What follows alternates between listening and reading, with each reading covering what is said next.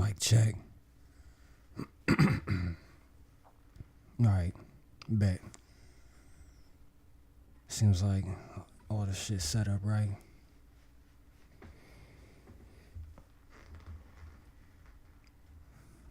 This gonna be a interesting live. Give it a couple minutes for at least someone to get in there.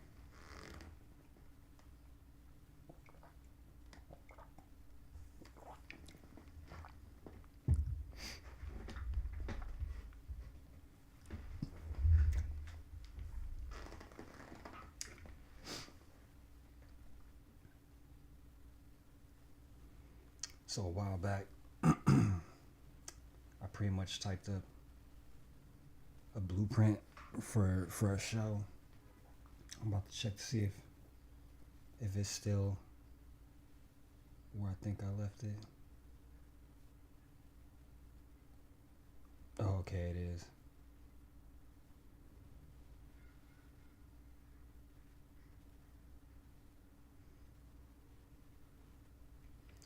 I gotta basically delete all that shit because all the topics and questions I put forth aren't even relevant no more. Alright, so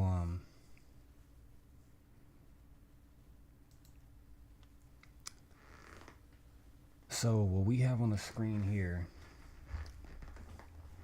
is my Twitch page. I think the last time I went live, I brought this up, but I'm gonna say it again because ain't nothing changed. We have a playlist right here. The playlist updates. I'm in the process of updating it right now, but it's got some new heat on there. And the reason I'm bringing this up is because I feel like lots of times people want me to review their track. It's never review their album. It's always just review their track. People want me to review their track, or they want to get insight on hip hop outside of this. As you can see, there ain't no one in here right now. I'm sure that it's noon on a Thursday. I'm pretty sure that at least some of my followers are in the YouTube homepage right now at work or at home or whatever, and are basically just passing up my name, passing up the thumbnail, the logo, all that shit, all to go read about, I don't know, Daphne Joy, 50 Cent Diddy situation, or even the Plug Talk divorce. But all that to say, I store all that shit into this playlist, but people just walk past it and then ask me, when's the new video coming out? And then when the new video finally does come out, the comments I get are always the same shit. Oh, you need to put more emphasis in your voice. We want you to yell into the microphone like Tim the Tap Man all the time, as if you aren't someone who works with audio and has worked with audio for at least the last 10 years, as if you don't know what you're doing whenever you plug in your shit and see the fucking signal go up and down with red, green, and yellow. That's the shit. But like I said, playlist, I put it all right here. The Los Devilis. If you have Spotify, when you click on that shit, it's gonna bring you directly to a playlist that has all the new. I mean, as of right now, like it's mostly, I'd say like most of it is like West Coast music, but it's definitely something that gets updated every now and then. So here's the thing, I'm not opening my Spotify right now. I'm just basically pulling it up on the web so that people could see the playlist. But this Call the Cops by the Serial Killers, which is Exhibit, Be Real, and Demrick, this shit right now is fucking heat.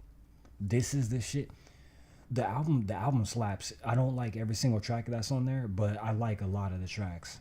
It's all produced by Scoop DeVille, but he got some heat on there. And on top of that, Exhibit, Be Real, Demrick, they went crazy on this album. So this is one of the ones that's in the recommendation book for the year. This Cha Cha Chicken off of this DJ Muggs and TF Don't Call Me Lucky album is amazing too. This is one of my favorite beats this whole year. Um, there's a bunch of songs that's on there that I really like. Scorpion Sting, Water Whip, Reese Pieces. Um, there's a bunch of fire on this album, and DJ Muggs is one of my favorite producers. So it's like, I'm not too surprised by that aspect, but the way they reach those heights, I think is amazing. A lot of this playlist is songs that from albums I reviewed last year. The songs I really like, but this Rabbit Mode right here by Freddie Gibbs, this track is new. This just dropped. What's Peace is my favorite song off the Coyote Static Select album. It's called it says it right here, Machetes and Micheladas. Machetes and Micheladas. So this song right here has Locksmith and R.A. the Rugged Man. And one thing I really like about this album, in addition to Static Selected producing the whole thing, is that the appearances that's on the album are insane. I think Exhibit's on this album as well, but it's the features that they got on this album that are, to me, insane. Absolutely fucking crazy. So those are all the new songs that I know or remember recently adding, and then everything else here I need to rework it. A lot of these songs are from albums I reviewed last year. Yo, what up, chat? What up, Bruts? What up, Nathaniel? I'm gonna call you Nat. What up, Nat? What up, Bruts?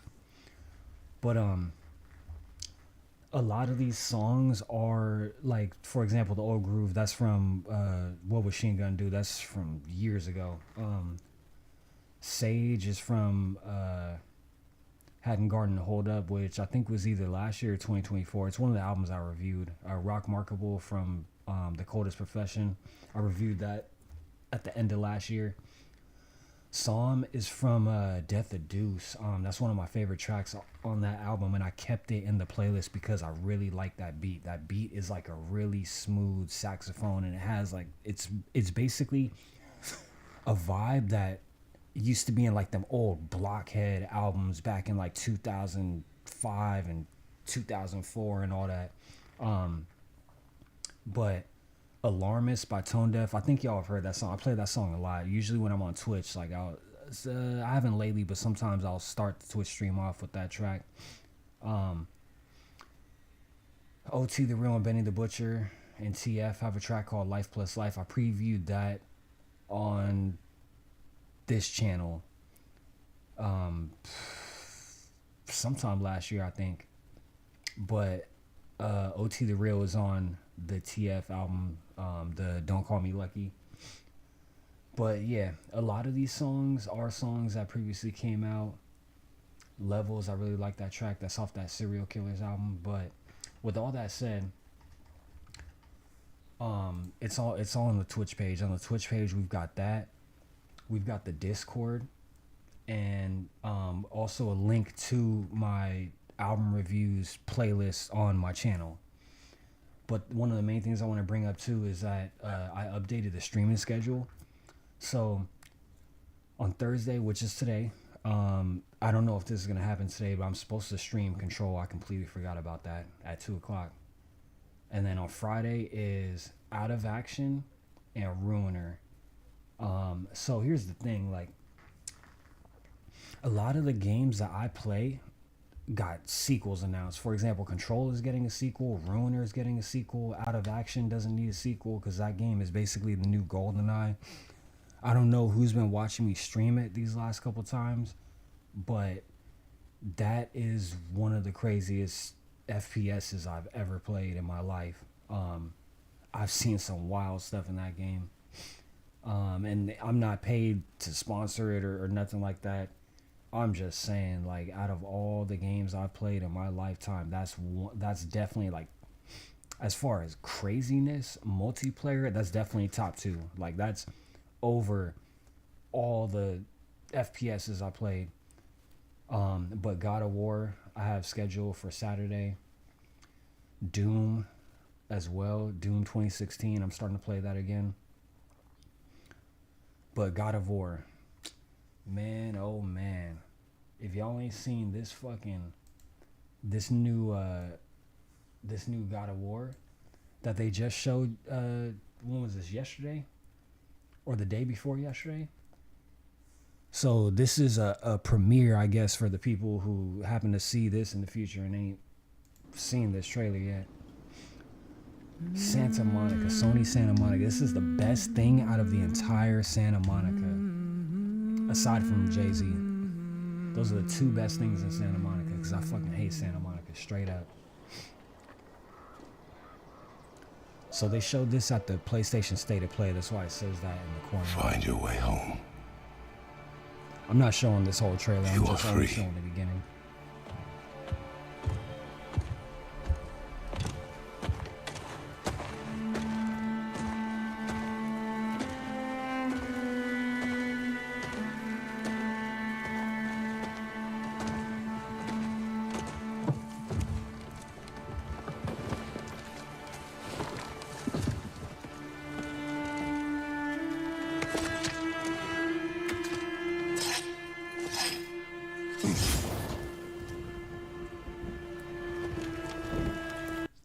Yeah, so for those who've played God of War 2018, you already remember this scene. Like, this is basically how the game starts. And it's basically the beginning of the whole journey of the game.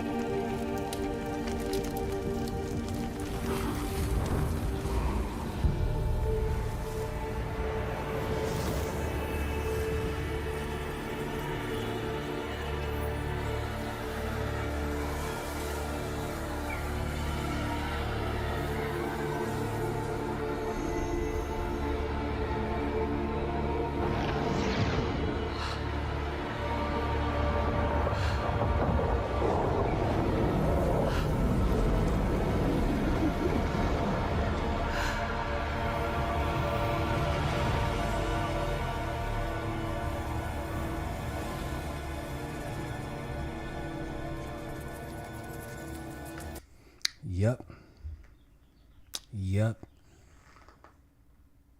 You're about to play as Kratos' wife. This is crazy.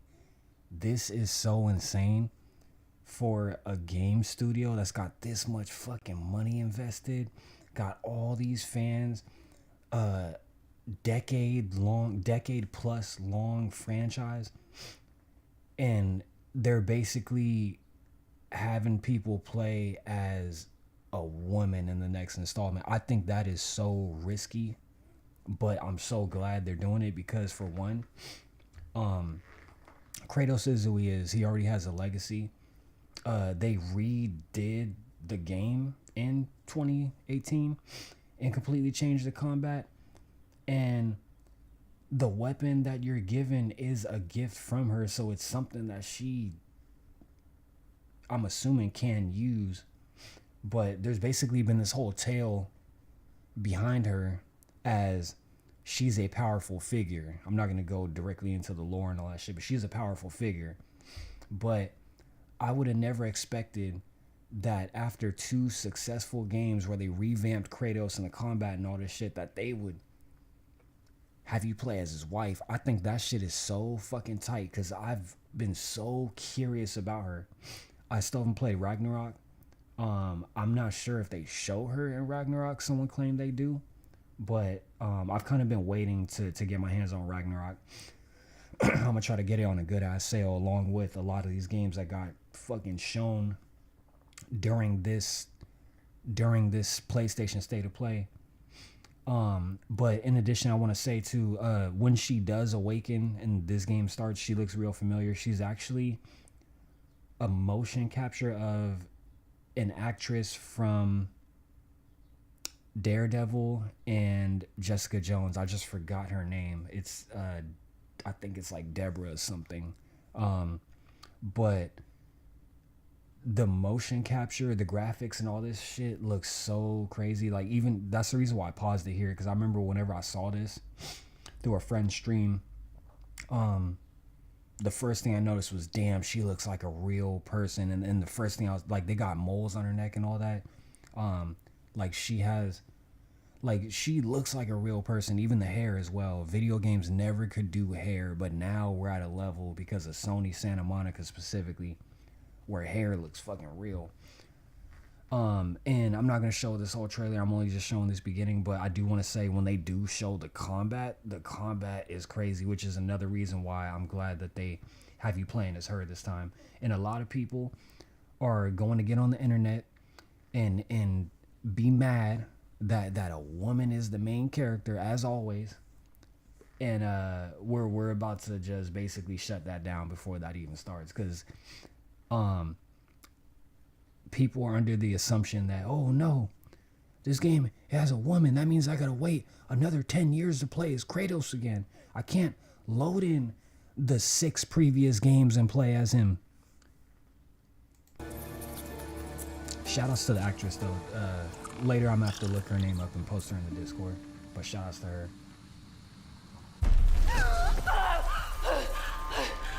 They basically, before this, it was like, yeah, like, we're not going to tell you what game we're about to show, but we're going to play this shit for a whole 20 minutes. And I was like, oh, this, whatever the fuck this is going to be big.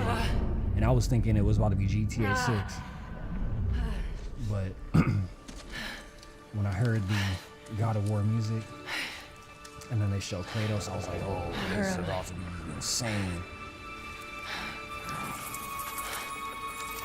So we all know from the beginning, they basically cremated her, and her ashes went into the sky, but with that, her spirit transferred to, I guess this would be purgatory, but she's a god, and that's basically what it is. Like, this is like the purgatory for the gods. So there is no historical relevance or nothing like that. This is basically like a world that the developers envisioned and created, and we've all seen with the 2 previous God of Wars how good the graphics are and their visualization of what they're trying to make the pyre. It happened. So I'm curious to see what their mythical world can look like, because the characters we're about to meet in a sec are very, very imaginative, I guess you could say. But I like it. It's dope. And her combat is ridiculous. This definitely isn't the light of Alfheim. Yeah, so she's making references to the real world, but none of that shit applies to the world that she's in.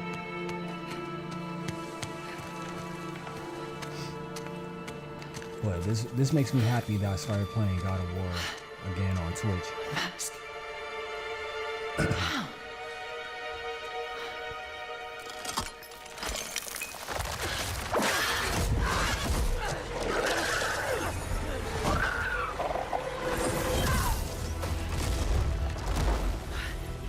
Yeah, it's crazy what they can do with this motion capture shit. This is just insane.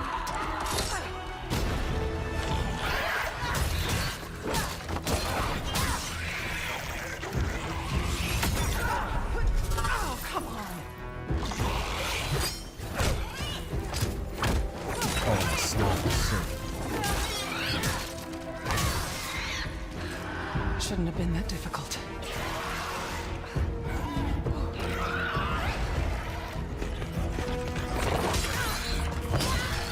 It's like some fantasy world. But she's over here doing Soul Calibur, Shang-Hua, freaking combat and shit. Good idea. Like, she got the, I forgot what that sword's called, but that's my shit. And I'm glad as hell that. In God of War, when Kratos was given that axe, I thought that because of that she specializes in using an axe. or that's her thing. But it seems like she can use swords, and I don't know if sword is her preference, but at least you're gonna have a sword in the game, it seems.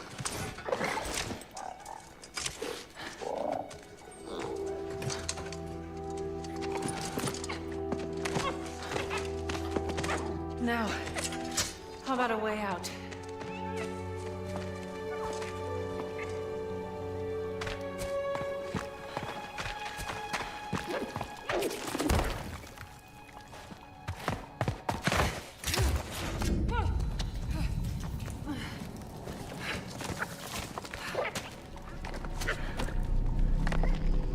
Yeah, it looks like a building from Control. Guess I'll find my Control own way Resident. from here. Yeah, it's dope in the state of play. They showed the Wolverine game. They showed Green Goblin and Carnage is getting added to No, it can't Telecom be. Fighters. It's not possible. Onimusha, they had a new trailer for that, and then they put out a demo. I streamed the demo on Twitch the other night. I think I'm probably gonna try to stream it again because I want If to there's fight another that boss mask, again. our path isn't safe. But Onimusha I have to find a way back. has some crazy ass combat. I was getting my ass whipped the other night when I streamed that shit. They showed Rayman Legends is getting remade. They showed Tomb Raider. They showed some dinosaur game.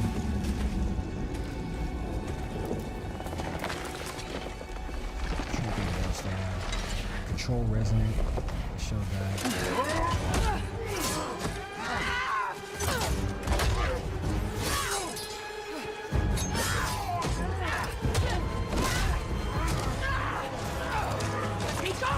Did she come from the Eagle Onslaught?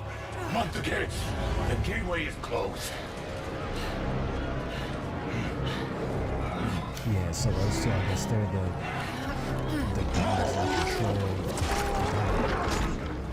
that realm, possibly, or maybe just that area.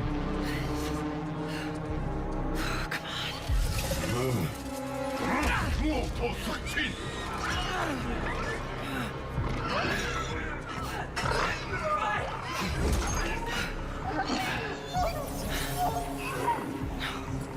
That creature.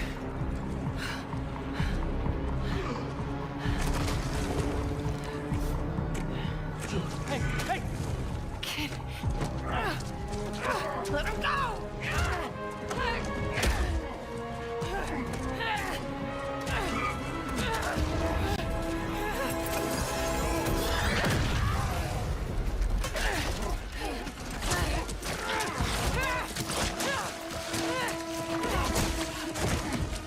Yeah, she can't use her magic in that realm for some reason.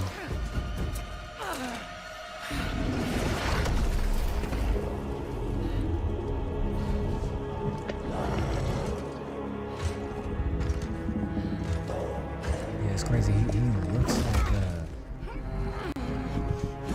looks like he's based off mythology a little bit, but not really. Like he has a resemblance of a mythical creature or figure, and then this chick kinda does too, but not really.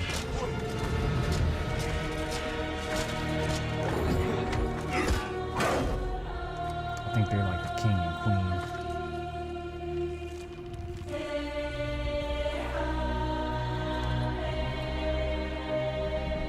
I'm stopping that right there though. If anyone wants to see that shit, you gotta for sure go to you gotta go find that shit and watch the whole thing because it's like 20 minutes.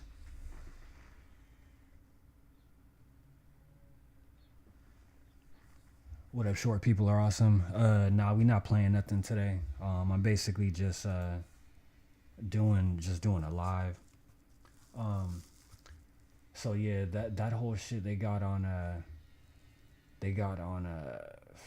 all over YouTube, but you want to watch that shit directly from either IGN or PlayStation to get the whole shit. So yeah, when I was playing something, I'm not sure who showed up, but this is what we was doing basically over the weekend. Playing Helldivers. They had a major order, so we were doing that. Yeah, this was 7 days ago actually, but they had a major order, and I streamed 5 hours of this shit, and then I came over here to YouTube the next day, I think, and streamed a little bit more, but I did my part in the major order. I don't know where anyone else was at, because I always remember no one being fucking interested whenever I play any games. I mean, my Twitch numbers show it, my YouTube numbers show it as well. So this is not what I'm playing today, but this is what I was playing 7 days ago, when only 108 views, even within the 7 days after I streamed it. It hasn't gotten a single extra view. So this is one of the reasons why I'm not playing shit today, and it's also one of the reasons why I'm probably not playing shit on YouTube no more. Like, there's no money on YouTube, for me at least. If I happen to be a white man who's making content and claiming that it's about the culture, and their culture is literally all taken from a fucking another platform, then maybe people will show up. Like, I've seen so many YouTube channels of people doing lives or building channels based off content that they didn't even create themselves. But whenever I don't drop a video for 3 weeks, that's when all the hate comments start coming in. And then when I do come back and do a video or do a live like I'm doing right now, which will probably be at least an hour, people don't really show up for that shit. And that's just the real. So whenever I do be playing games, it's usually on the Twitch that I showed at the way beginning of this live. Hopefully people can go back and rewind this live later. That's the thing too. But all this to say, as you can see, you're watching a vertical stream that's showing a piece of a vertical stream. So the reason why that is the way it is because exactly 1 year, or actually no, it's not a year yet. 10 months ago, some YouTuber thought they were a better YouTuber than they really are and recommended me do all my lives in vertical, even though I had shown them that I have done several lives in vertical before that. And his claim was that it's to build an audience. And I claimed to him that there was no audience built and there ain't gonna be no audience built. So I put forth a vertical live that I had done previously, one of my best ones. All just to show homie that no matter what, he couldn't sit down and watch it. He could probably go out tomorrow and save a burning car full of children, even a bus. He could flip the bus over like Hulk. But he can't sit down and watch that live where I proved his information to be incorrect. No one can. No one ever does. I thought this was funny as fuck, so we about to just play this real quick. What is that?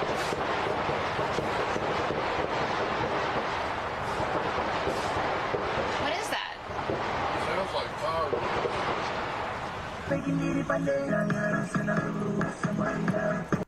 Oh, damn. This is my impression of the average American. This right here. What is that?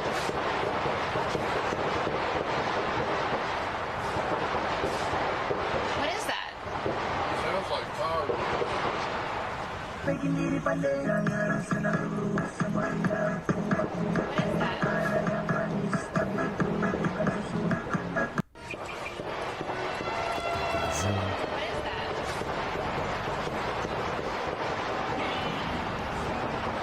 Yeah, this kind of stuff What be is editing that? shit. What is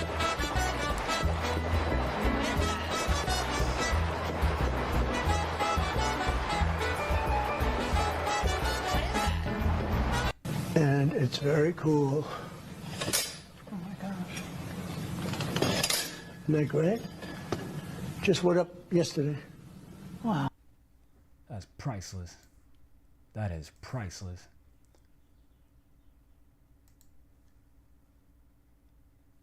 So this is a Reddit post that I saw like I think a week ago as well.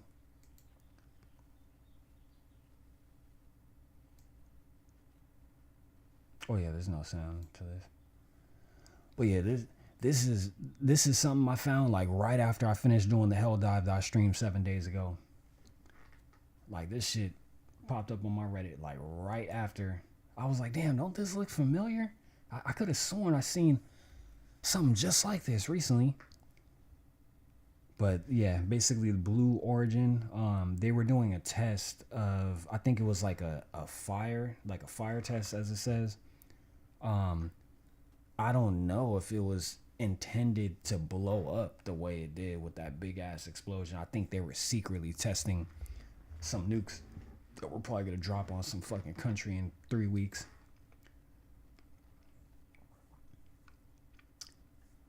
But the Reddit comments is what we're really trying to get at.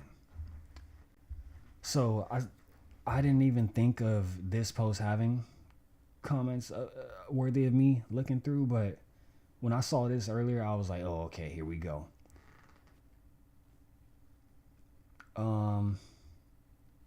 Harry and Marv were in that rocket. If y'all remember, Harry and Marv are the bad guys from Home Alone 2, and homie put the spider scene in the jit. Oh damn, that's funny. The exploding bandits. Oh my god. Oh, that's real cute, Marv. That's what Pesci says to shit, I don't know his name. This is maybe one of the funniest things I've ever read. I feel that same way. Home Alone 7, The Reckoning.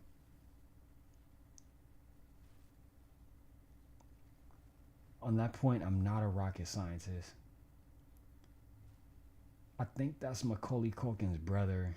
I forgot. It's like, I forgot his name.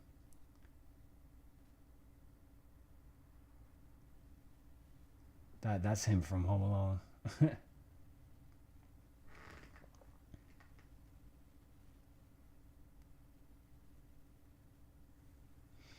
I live 10 miles from here. It looked like daytime outside for 20 seconds, then a loud sonic boom. Honestly felt like we were being bombed.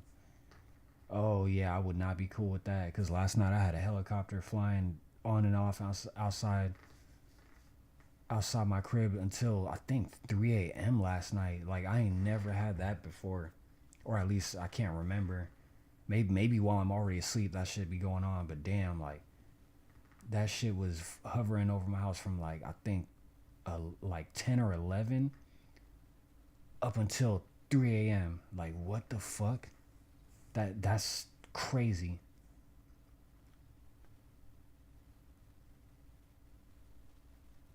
Yeah, now I think the shit, oh damn.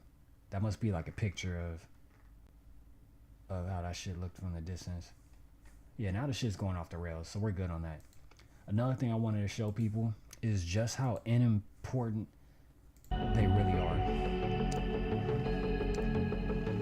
So this is in San Jose, California. We're gonna see this time lapse, and we're gonna see what the future really is right now. And this is all gonna relate to all the slop ass content that y'all sit through.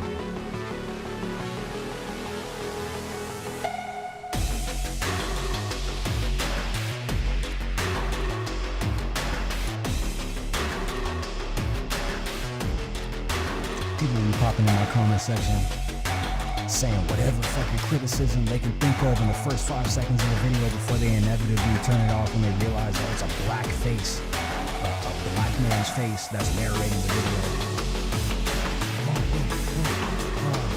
You're wearing purple. I don't like purple.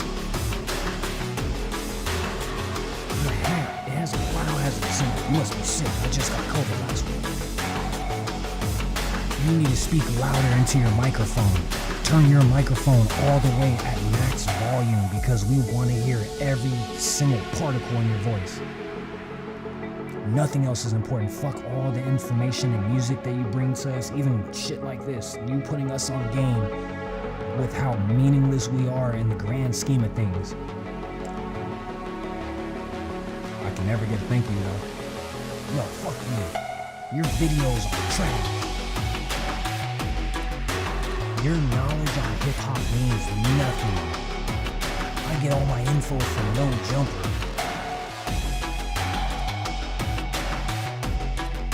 What do you know about hip hop, Poltergeist? How do you spell that? P-L-T. You know what? Fuck you. Fuck your damn album reviews. You don't know about hip hop. Hip hop. You don't know about hip hop. Dumbass nigga. Like, oh my god, why is he showing us these robots? Why are there so many of them? Why are they all wearing Nikes? This is why none of y'all can get a fucking job right now. This shit right here. And by the way, yeah, this is not in your state. This is in my state. This is in my state where they do shit like this. This is where all the billionaires live. They all got property out here.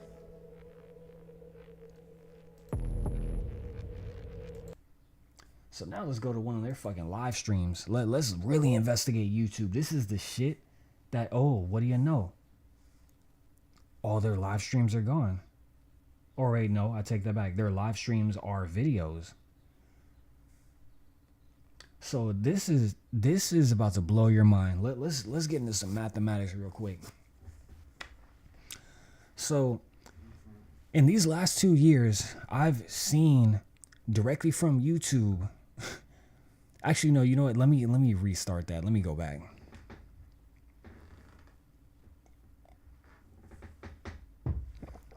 I've been to strip clubs. I've been to Fig. Or no, I shouldn't say I've been to Fig. I've passed through Fig to get to a place. And I've been to all types of places. I've been to the beach. I've been to the promenade. I've seen all types of bitches. But I have never seen as many bitches as I've seen in this YouTube space. Y'all don't understand. And it be grown ass niggas that be looking up to people and making them they fucking heroes and all this fucking shit. Niggas who ain't never in their fucking life sought out information trying to be the head voice in operations. Niggas be linking with bitches and people from other countries. Niggas be like, I don't know if that many people are afraid of heights to the point where they don't fly in a plane or a helicopter. But when you're in a plane taking off and you look down, you start to realize something. You see the freeways, you see all the cars and how as you're just going up in the sky, they just get smaller and smaller and smaller. And then you start realizing that the freeways are all paths that are built based off the cardiovascular system in a way. All the freeways and the way they're formulated, it basically looks like veins and arteries in your arm. So as you're sitting on a plane at this elevated height, all this shit is hitting you.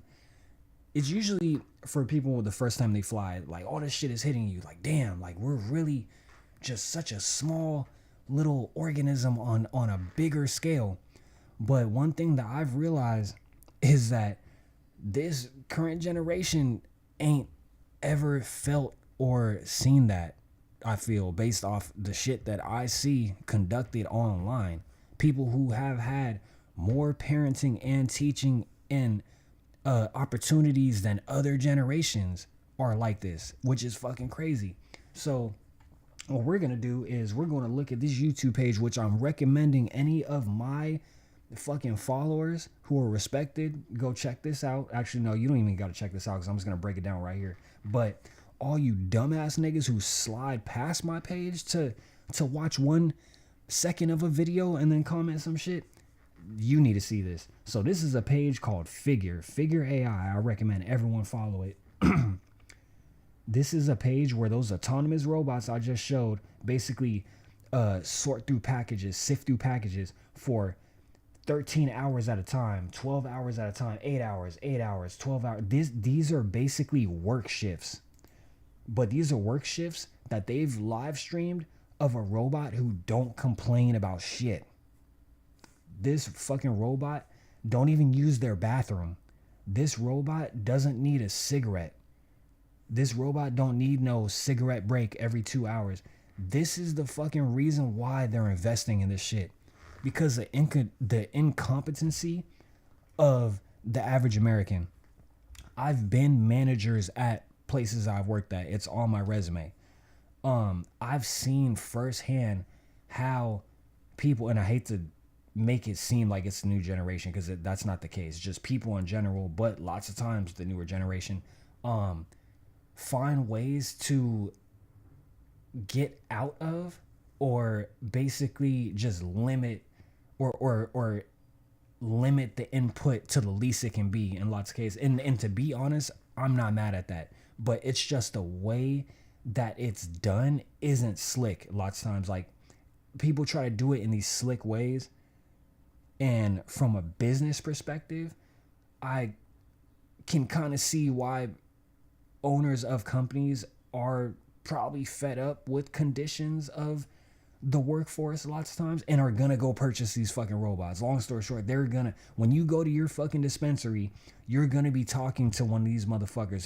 He's gonna have a name tag that says Bob on that bitch. It's gonna say Frank, or it's gonna say Perry. You're gonna be talking to Perry. Perry is gonna be a emotionless robot with black face, because that's the only fucking faceplate that they can put on the fucking robot. You like, one day you might even go into an alley and just see a shadow just killing another person. And like, it's gonna run up a building and you're just not gonna know what the fuck to tell the cops other than, oh, it was black. Like, this is literally the start of all this shit. So Perry can work 12 hours on YouTube and gather 1.2k views, 25k views, and hundreds of thousands of views in some cases, amass 244k subscribers. Perry did this. They built Perry in a day's time with a 3D printer, and he got 244k subscribers, along with his mass army that's walking in the background that's eventually gonna kill you.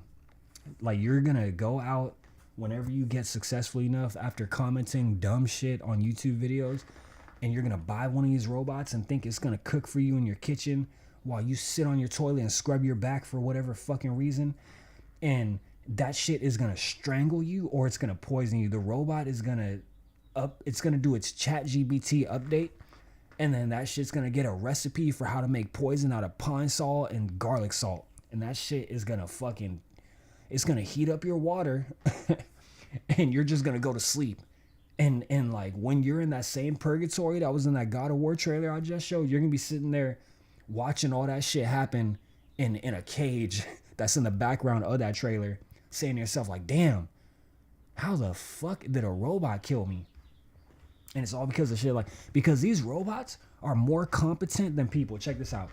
My YouTube page has 500 and something fucking video. It's so many videos that it's a number that I'm not gonna sit down and count to. Like, but I haven't gotten 500 and something dollars. I haven't even amassed a single dollar for each video. So people pull up to my YouTube saying the most fucking outlandish shit with all these expectations. I'm supposed to do this and that for their enjoyment, and the return is going to be something greater. Like, they really think in their head that I'm going to make all these changes to how I do my content, and I'm going to put on a suit and put in my contacts every time I do a fucking YouTube video for them, only for myself to get greater and platform myself to be where Jake Paul's at. Yeah, fucking right. The real part, or realistically, this is a MAGA country, meaning that people do not want to support black people. Let's just keep it real and look for any fucking basic excuse they can make to not do so. And when I call them out because I'm black, they don't expect that to happen. And they don't have nothing prepared to say in response to that lots of times. And that's really what the fuck it is. People go on YouTube and look for whatever fucking white face they can send money towards. And that's who they want to prosper at the end of the day. But then when it comes to a black YouTuber, oh, well, you're supposed to have this, or you're supposed to be this, or you're supposed to do this, or you're supposed to have an AI generated thumbnail that's coming directly from Perry that has flames in the background, because all AI generated thumbnails have flames in the background to make it pop more to eyes, I guess. And these be the niggas who pop in my chat lots of times talking about, oh man, well, you should.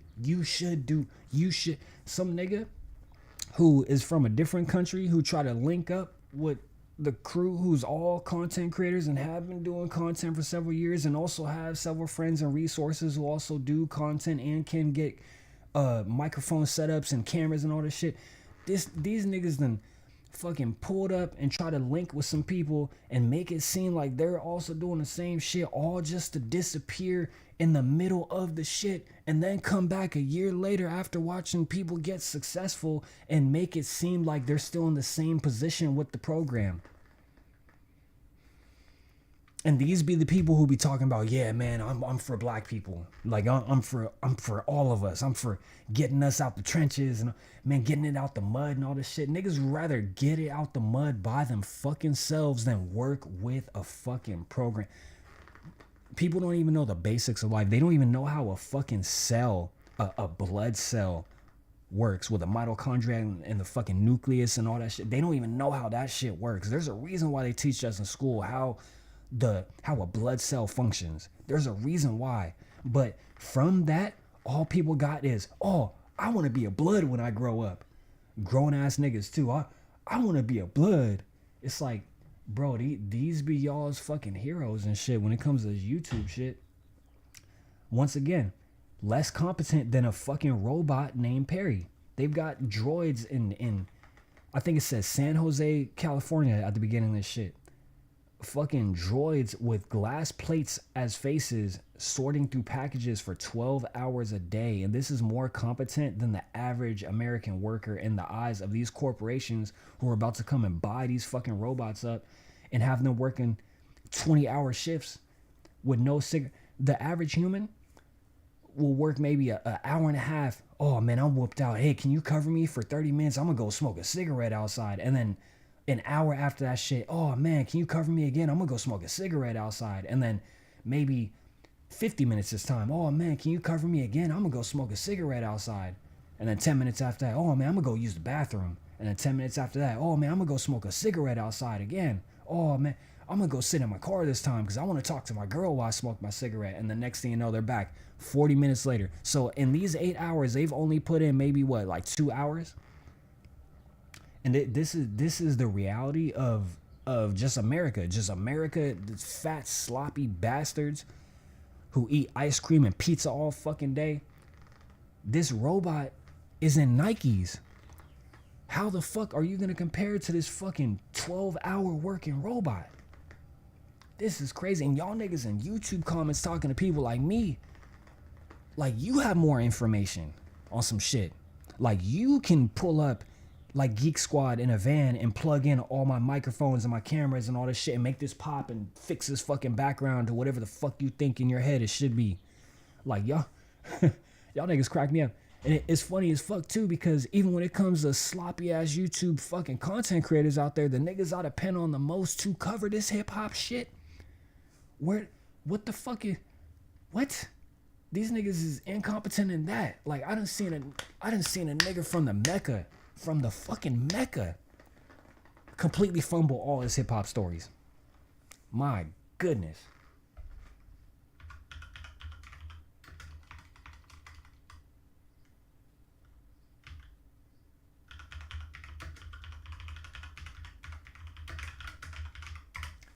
So we're gonna find this serial killer's called a fucking cop song. So this is the reason why I pulled up Spotify at the beginning and I didn't log into my Spotify to actually play the songs is because I wanted to just pull up this song. This song right here is fucking crack.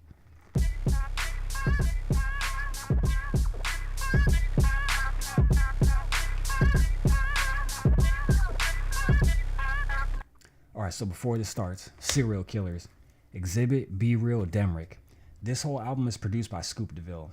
I love when a singular producer takes on a project to produce a whole album.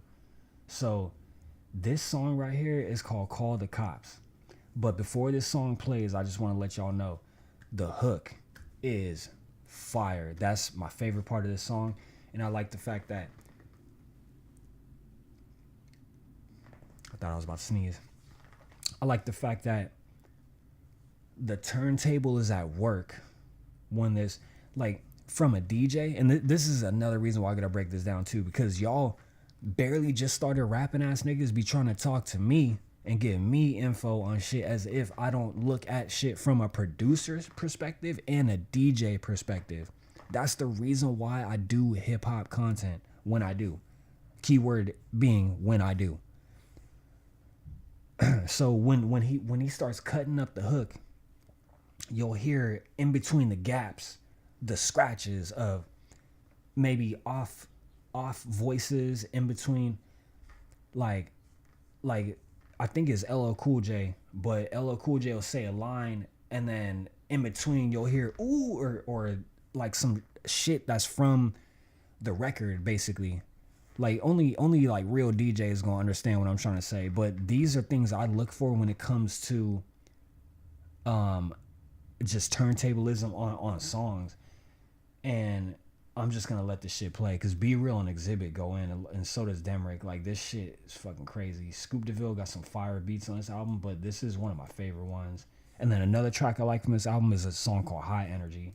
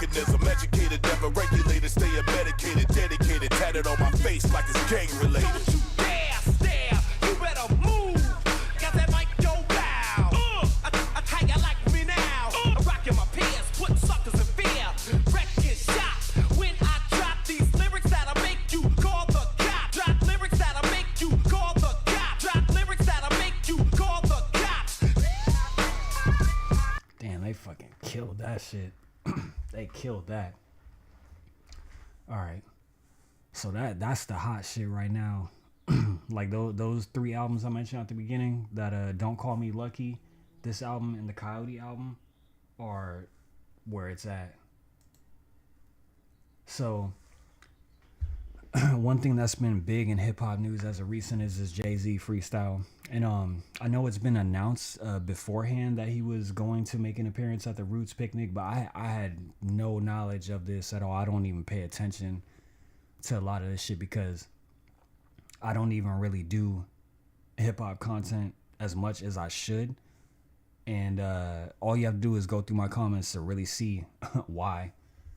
But as soon as this happened, I started realizing I don't really, this is one of the reasons why I don't really like doing hip hop content no more. Like, everybody scrambles to fucking report on, and I guess that's normal, but like my whole thing is like I'm literally watching YouTubers become like TMZ paparazzi. Like, paparazzi is its own league, but I'm watching YouTube try to be that, but digitally. And like that's it all ties back to what I was saying earlier. Like, there's so many niggas that like have nothing to do with a lot of shit, and they be trying to mingle and mix and be good on all these sides and all this shit. And it's like, bro, y'all niggas have no fucking flavor. And when it comes to this hip hop shit, one thing I'm realizing too, it's like the people that are at the top of that, a lot of times are some fucking drunks.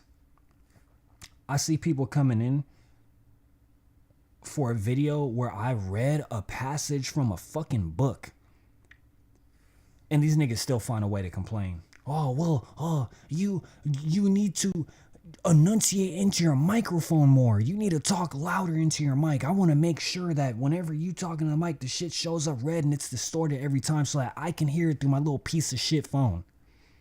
That'd be y'all niggas. But I never, ever see your fucking name in academics chat telling him, hey, maybe lay off the booze a little bit so you can actually perform and bring forth news the same way Poltergeist does. So this is Variety magazine. It's a website. They had an article on Jay-Z's performance as well. And this is the reason why I do these, because this is literally me showing y'all how our culture is not our culture.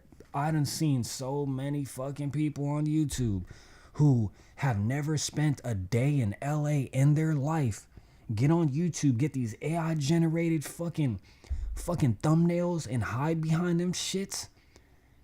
I'm not even trying to do dude like this, but I remember recently seeing a channel of someone who had like a cleft lip.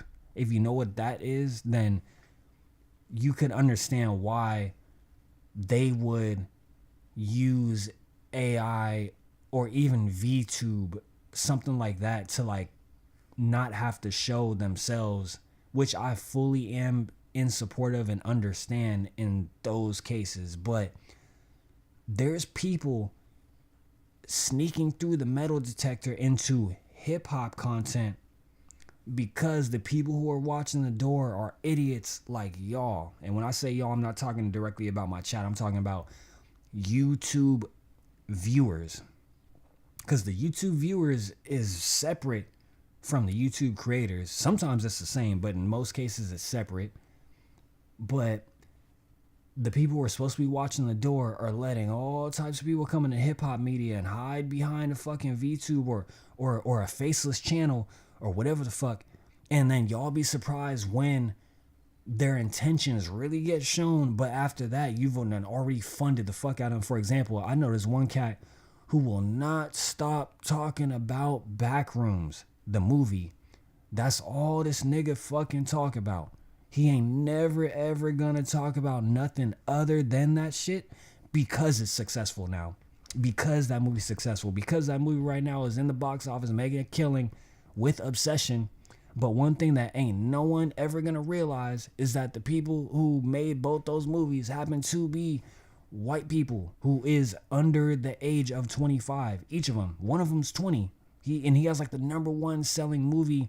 And this dude who supposedly is a supporter of black content creators and he wants to throw the branding name on his fucking alias everywhere he goes, ain't never gonna sit down and watch any of our videos. And when I say our, I mean just black content creators. Ain't gonna sit down and put that first, ever.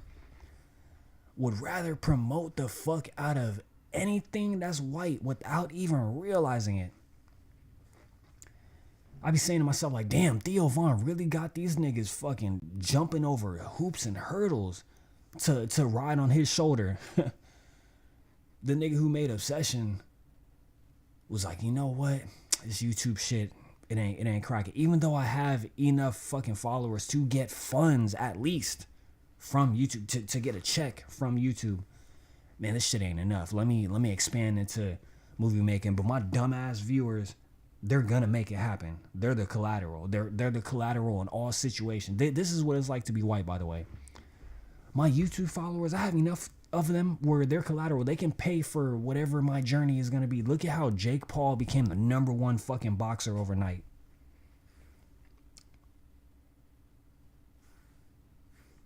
I mean, niggas gonna tell me, oh yeah, man, he put in hard work. He fought Tyson because of his own success.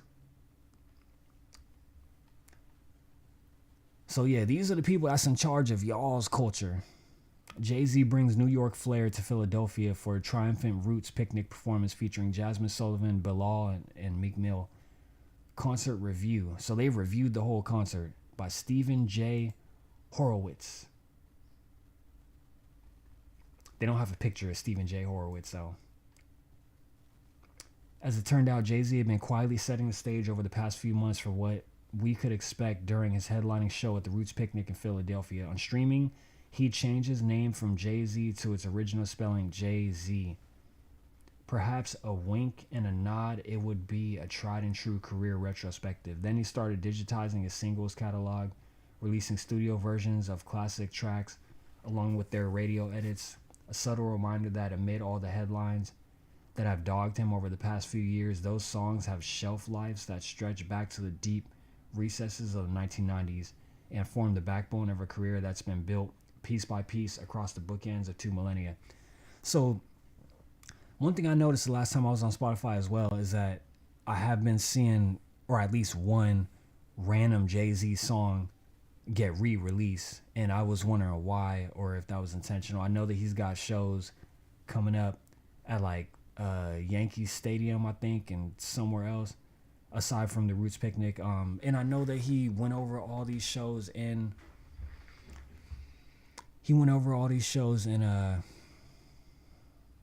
it might have been that New York Times interview I was reading actually the last time I streamed.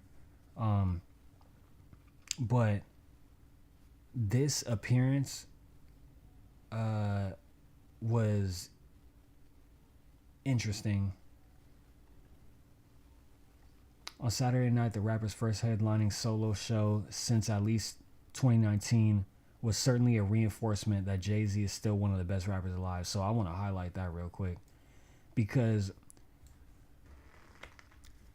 one thing that I see, and this is the one thing I hate about hip-hop media, like when Max B said what he said about Big Daddy Kane, everybody in the hip-hop media just like fucking bees, just like Beyonce's fucking fan base, just all swarm and start tripping. And it's like, bro, just let Max B say what the fuck he's saying. Like he prefaced it with, I'm a fan of Big Daddy Kane, and like with that, like that's automatically not to be taken serious. Like everybody's jumping off the fucking roof with the shit as if Max B diss Big Daddy Kane, as if he's possibly not a Big Daddy Kane fan or some shit. It's like, bro, just let him just get hit. I'm not gonna say get his jokes off, but I don't take what he said as a serious, oh, I have a gripe with Big Daddy Kane. Nah, just and because these people just get on YouTube and make all these fucking YouTube videos and thumbnails and all this shit and hype it up and make it this big ass thing, which the shit's gonna be over with in a fucking week. And that's the same with this too. Like I seen a video of the freestyle and I was like, oh, okay, this is fucking dope. And I'm gonna get into those reasons in a sec. But what I'm seeing from there is every hip hop, even people that's not even doing fucking hip hop media or trying to cover this shit, Like, oh man, oh, Jay-Z's washed up. He's 50 something years old on stage looking like an NWA man. Nigga, we needed this. The real MCs and fucking hip hop heads fucking needed this. And I'm gonna tell you why in a sec. On Saturday night, the rapper's first headlining solo show since at least 2019 was certainly a reinforcement that Jay-Z is still one of the best rappers alive. If not the preeminent MC of his generation, his hour and a half set. Oh, damn, I didn't know he performed an hour and a half set. I thought he just did the freestyle and fucking left.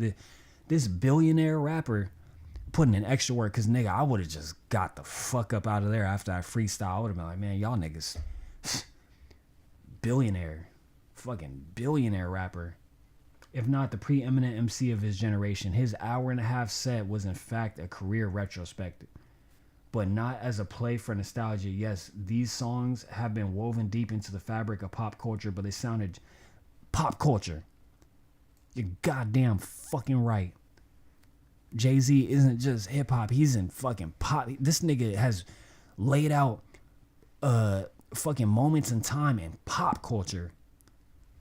This nigga went on stage pretending to play the guitar, just throw a fucking snub at some rock nigga. I can't even remember who. I mean, it's fucked up because I know that dude has a legacy. But that's pop culture.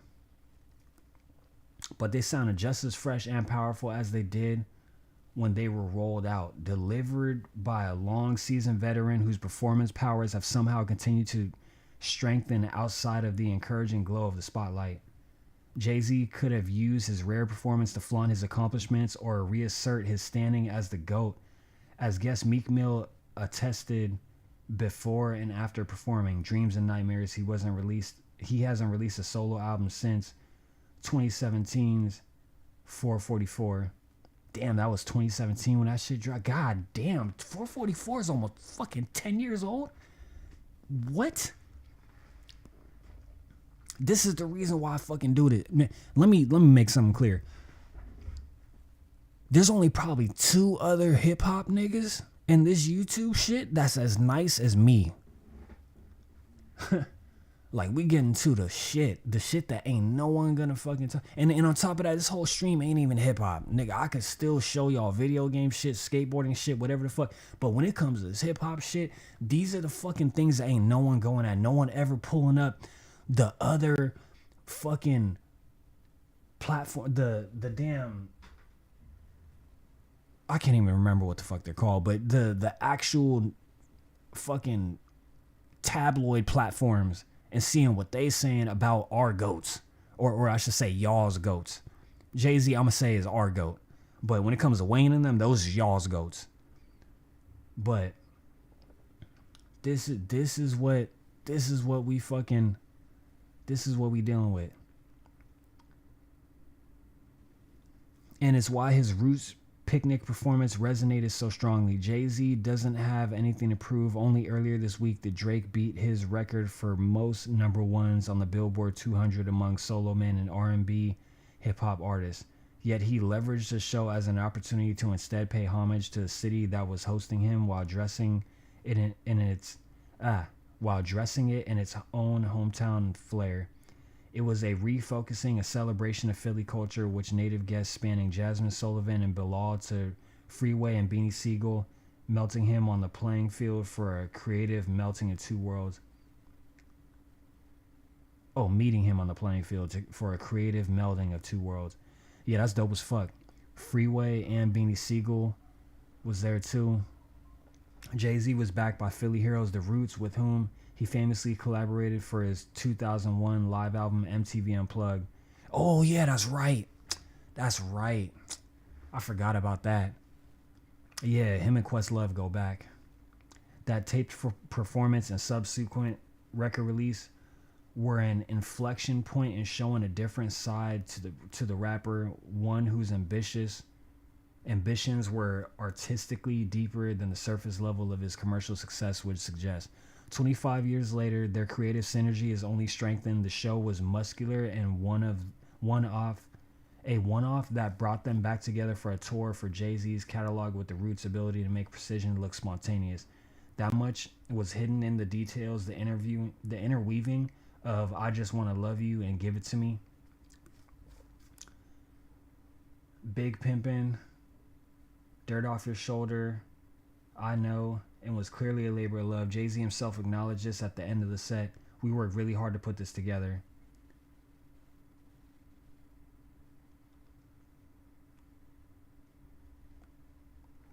Damn, this is a way longer article than I thought it would be. So they got, oh, okay, they got the whole set list. So, damn. So yeah, he performed one song, then he did the freestyle. And then, god damn, they performed a lot of fucking songs. Holy shit. All right. This shit just changed a little bit.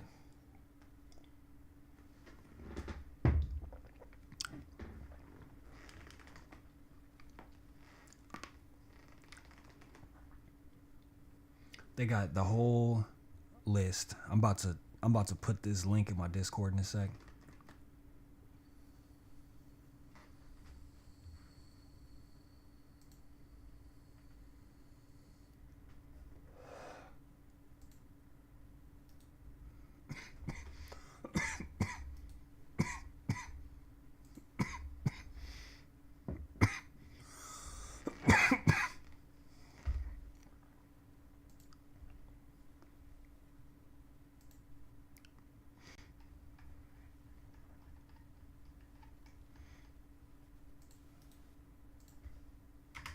There we go.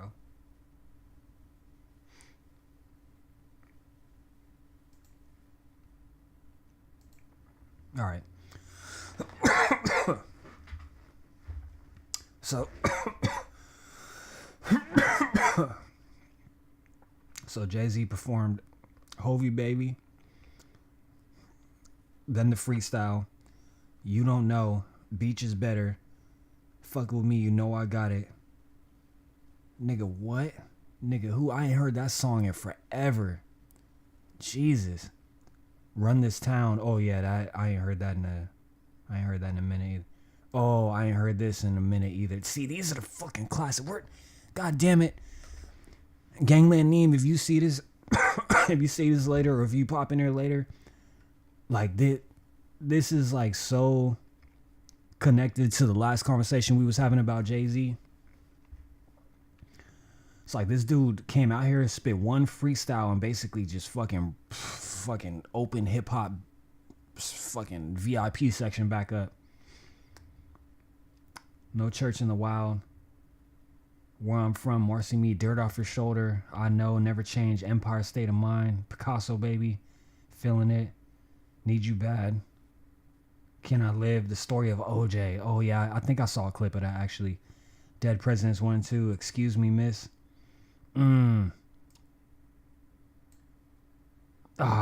Nah, this would have fucked me up. This I'm gonna keep it 100. This set list right here is already fucking me up. Oh, they got Memphis. This nigga Memphis Bleak pulled up. Wait, is Memphis Bleak Philly? Nah. Oh, shit. Gotta Have It, Beanie Siegel and Petey Crack. Rock the Mic. Oh, nah. Oh, I would have died right here. Nah, I would have stayed alive and I would have died right here. Cause I'm trying to imagine the Roots playing Rock Boys. And for those that don't know that, this is Diddy's greatest hit right here. Rock Boys. That's P. Diddy's greatest production. Niggas don't know. That's his greatest production.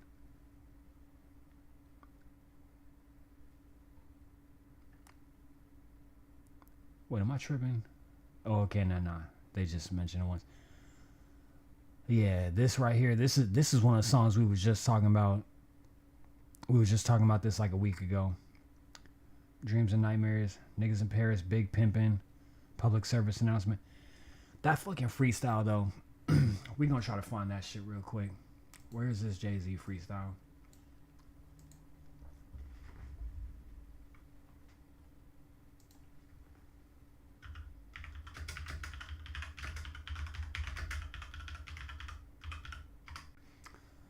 This Jay-Z Roots Picnic freestyle. Patty's turning 100. If she would have transitioned before I cleared my name, I would have hunted them. Every one of them playing these silly. I don't even think that's from the beginning.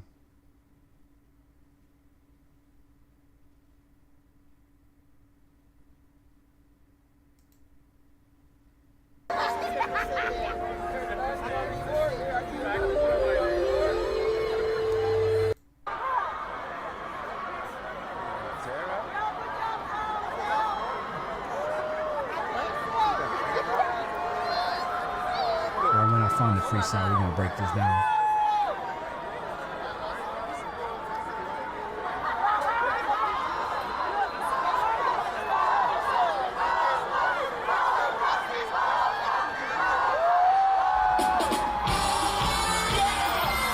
You touch the untouchable, break the unbreakable, shake the unshakable. Can't see the unseeable, reach the unreachable, prove the impossible. Vocal growth, don't get into Collar dunk it. When you who pumped his, I'm the one who strummed the pain. That hill you can die, cash cow. You had to cash cow and dunk it. When you who pumped his, I'm the one who strummed the pain. That hill you can die on. Mystery game, teeth is great. Your son on the one of them, and she was. All right. So all these fucking hip hop media people run directly to the internet to fucking do whatever the fuck they wanted to do with this. But ain't no one talking about what really needs to be talked about. And this is the reason why I need to be paid to do this shit. For me to sit down and listen to y'all's fucking albums, that shit ain't free. Me fucking going out of my way to cover shit like this and give these perspectives too also shouldn't be free, because we see the type of people that's literally trying to repackage the fucking culture and sell it back to y'all. I'm gonna have to pull up one of these niggas I'm talking about YouTube channels one of these days. Just like some little goober ass kid from Idaho that's in his fucking room making videos about West Coast hip hop shit, sometimes gang shit, and trying to repackage it to y'all as the culture. And y'all be coming into my comment sections and shit telling me, oh, hey, this ain't good enough. First off, this nigga Jay-Z, everyone's surprised by this freestyle because he sound like somebody who's been paying LA gas prices for the last 10 years. He got up on this stage as I'm not going to throw his age out there. I don't even know how old he is, but people keep calling him a 50-year-old man. But this 50-year-old man just slaughtered everybody in the game with a singular fucking 2-minute freestyle. How is that?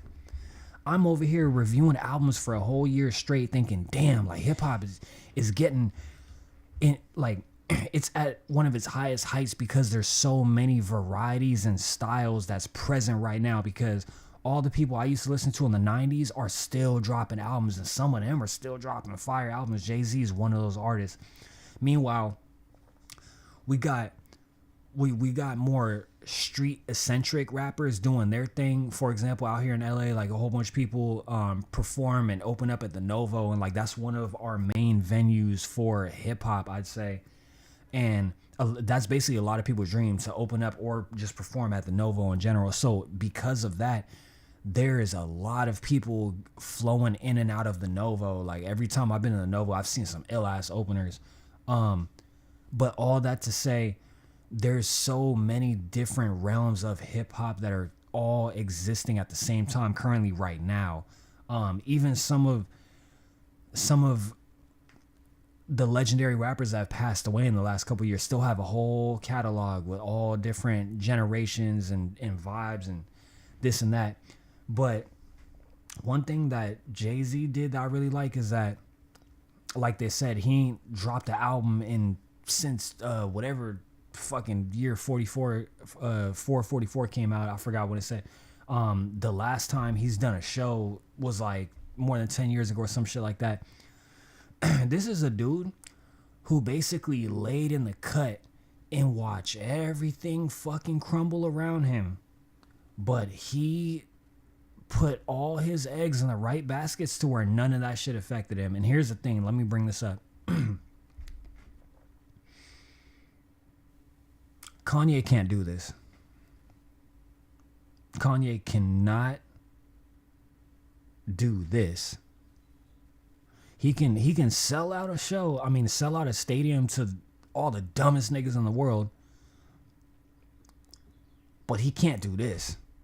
If we've looked at the last 10 albums that Kanye has put out, just look at the marketing run.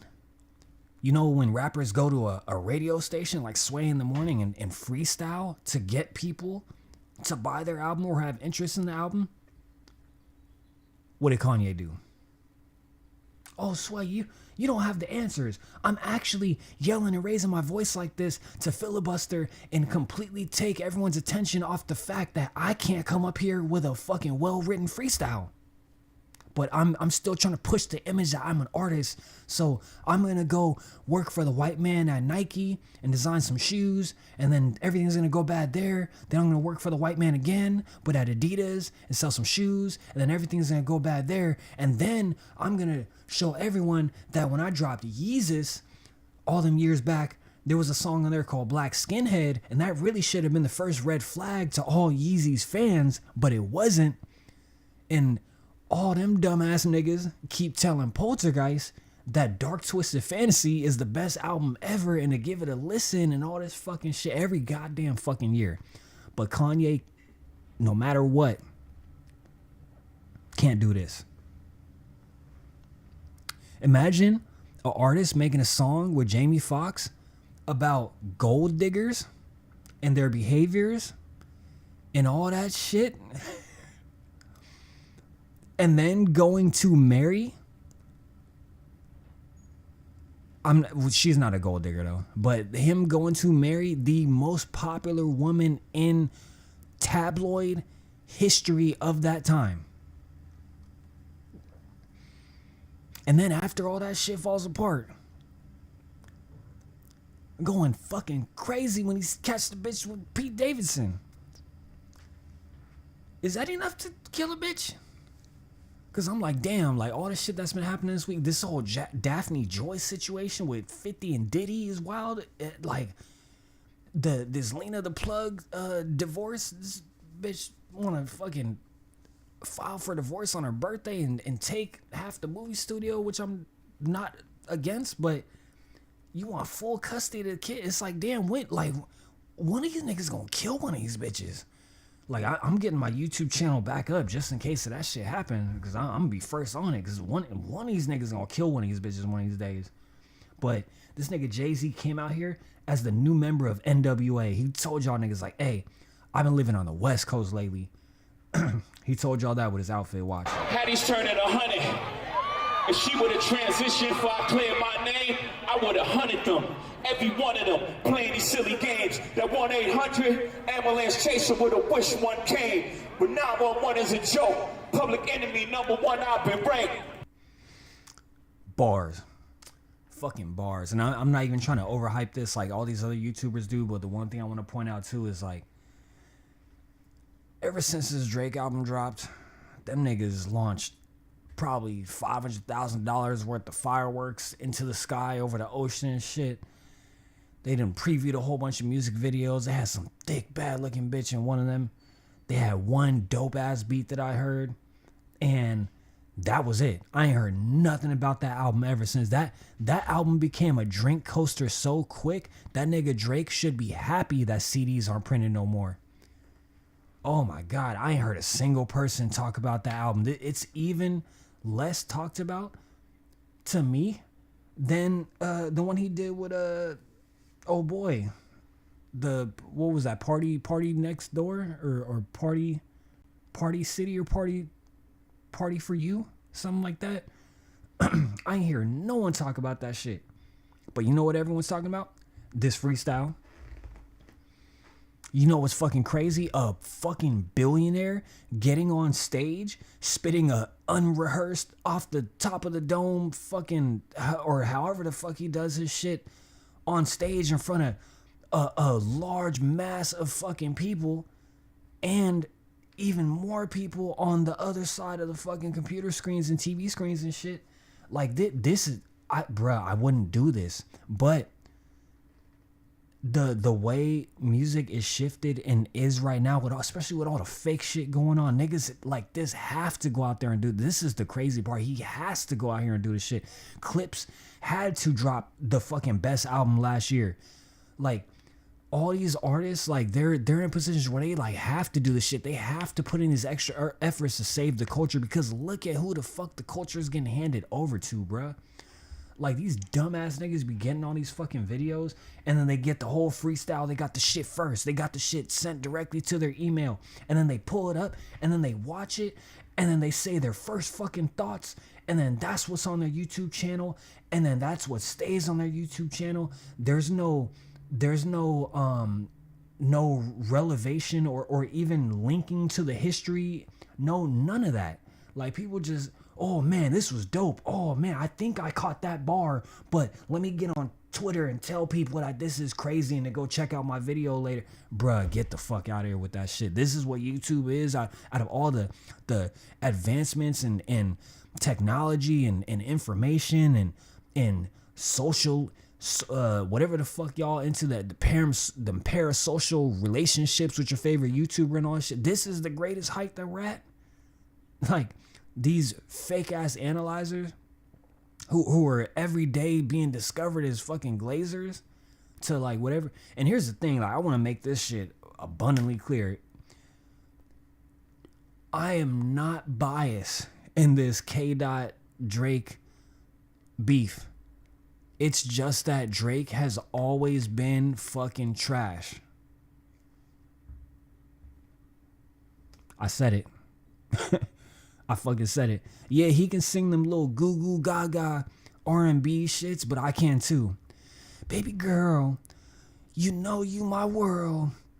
I didn't spend no time singing in a fucking class or studio or none of that shit for several decades before getting on the mic and actually doing it, but I'm gonna put it all together like this to make bitches love this shit. And as long as it's on beat, that's all that matters. I'm in the street. Put on your cleats, cause we about to get it in, bitch. Bobby Altoff, this is for you, nigga. Like, and y'all be trying to tell me that this is the best rapper ever. Like some niggas got their whole fucking YouTube career based off the success of this Canadian man. Y'all let this nigga get a feature with Aaliyah because you thought he was the best artist ever, all because Lil Wayne told the world that this nigga was a better artist than him, and homie went and fucked Lil Wayne's bitch, which is fucking hilarious. And it's crazy because apparently this nigga fucked Sauce Walker's bitch, and now Sauce Walker's losing his fucking mind. Look, and this is the reason why Jay-Z had to come out and do this. Shout outs to Philly. The rock's not crumbling. The leprechauns have magically run out of pranks. Your son on a federal jail line mumbling something about having too much in his drink. You know how dumb that is? Another one fumbled his, wonder how I get the blame. Niggas' teeth is tumbling out their mouth, and somehow I'm the one who done it. It's a murder mystery game.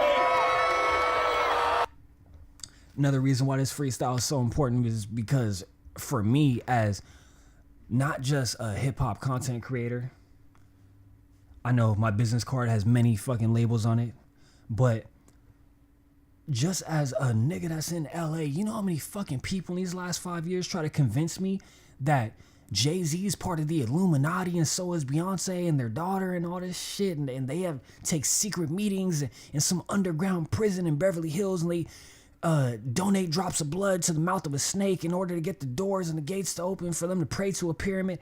Y'all niggas, I wish my platform made enough money to where we could just get y'all niggas to debate each other and just live stream the shit. I could set it up and get all y'all niggas on StreamYard to debate each other with these crazy fucking conspiracies that have no proof or information behind it. There ain't no fucking article on the internet that ever provided no leverage or leeway towards your fucking crazy ass fucking conspiracy. This nigga Jay-Z, his wife, and his daughter were just at the Met Gala 2026, basically showing the world, hey, although these past generations and decades, the government has completely fucked over the families and basically the whole climate of the American dream for everyone of our skin color. But even with all that, we've succeeded. So we're all dressed together as a family at this Met Gala, all looking the nicest we can look. And people look at that shit and be like, yeah, man, he's part of the Illuminati. This is why black men cannot be successful. Even when you make $1 billion fucking dollars hustling crack to legally selling rap and merchandise and becoming of the fucking head of who decides who's going to perform at the halftime Super Bowl. Still just a nigga. That's what he said on 444, so I'm just quoting that shit back, but still just a nigga. Like, this is crazy. Like, at all these heights, people still trying to convince me that nah, man, you shouldn't listen to Jay-Z. You know he's part of the Illuminati, right?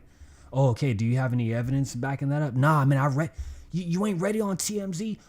6 years ago in a random month that I can't remember. I can't remember any of the words that was in the headline or any way to look it up at all. But I saw someone who resembled him once at a bus stop. Nigga, get the fuck out of here. Get the fuck out of here. Oh, I don't like his afro. How come he looks like someone from the West Coast? Nigga, he is from the West Coast now, god damn it. Nigga has fucking property. You have to... If y'all knew how much fucking niggas would... There's people who be on songs talking about Jay-Z, talking shit, this and that, but let's be real, you would have to suck a dick.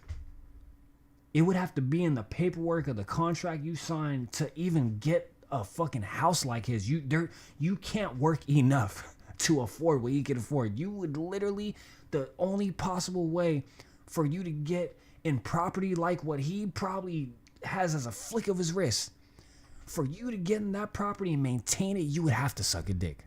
You literally would. So this is the reason why, like, I don't understand why people be trying to talk about Jay-Z. Like, he's not even my favorite. I'm a Nas fan, and I'm still low-key mad at Jay-Z for trying to, but anyways, I'm not even a Jay-Z fan like that, and I'd be dependent on New York fucking media content creators to cover shit like this and talk about this shit and get into these facts, goddammit. Get that shovel, bitch. But y'all dumbass niggas, man, y'all some dumbass niggas, I swear, YouTube, y'all some dumbass niggas. I be on Twitch just looking around like, damn, I fucking love it over here. And Twitch ain't even the height of the heights, but I fucking love it over there compared to over here. Like, no matter what information I give, no matter what the topic is, even though it's a whole bunch of different topics lots of time, people cannot keep up with this shit. They got them 2-second attention spans and be on so, oh man, he's not playing the freestyle quick enough. I need to get out of here. I need to go rub myself. It's like, you dumbass nigga. You pumpkins, I'm the one who strummed the pain. That hill you can die on. There's way too much flack that comes from those pains. I'm killing them softly. What's understood don't need to be explained. You want it one way, it's the other. I still on you suckers, I'm all of you niggas gang. I ain't much for me, it's no how. Cancel the brunches, I remember the hunger pain. The price of the bricks going up. So that whole stanza he just did is directly tied to the show The Wire. And this is the fucked up part. There's so many fucking people who want to be involved in this culture so bad, but have never seen The fucking Wire. And part of it has to do with our community not putting emphasis on that shit.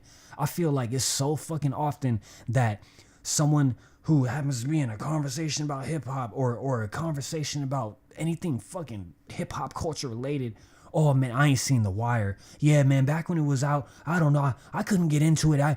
The pills I was taking at the time, I couldn't sit through an episode. It had too many black people.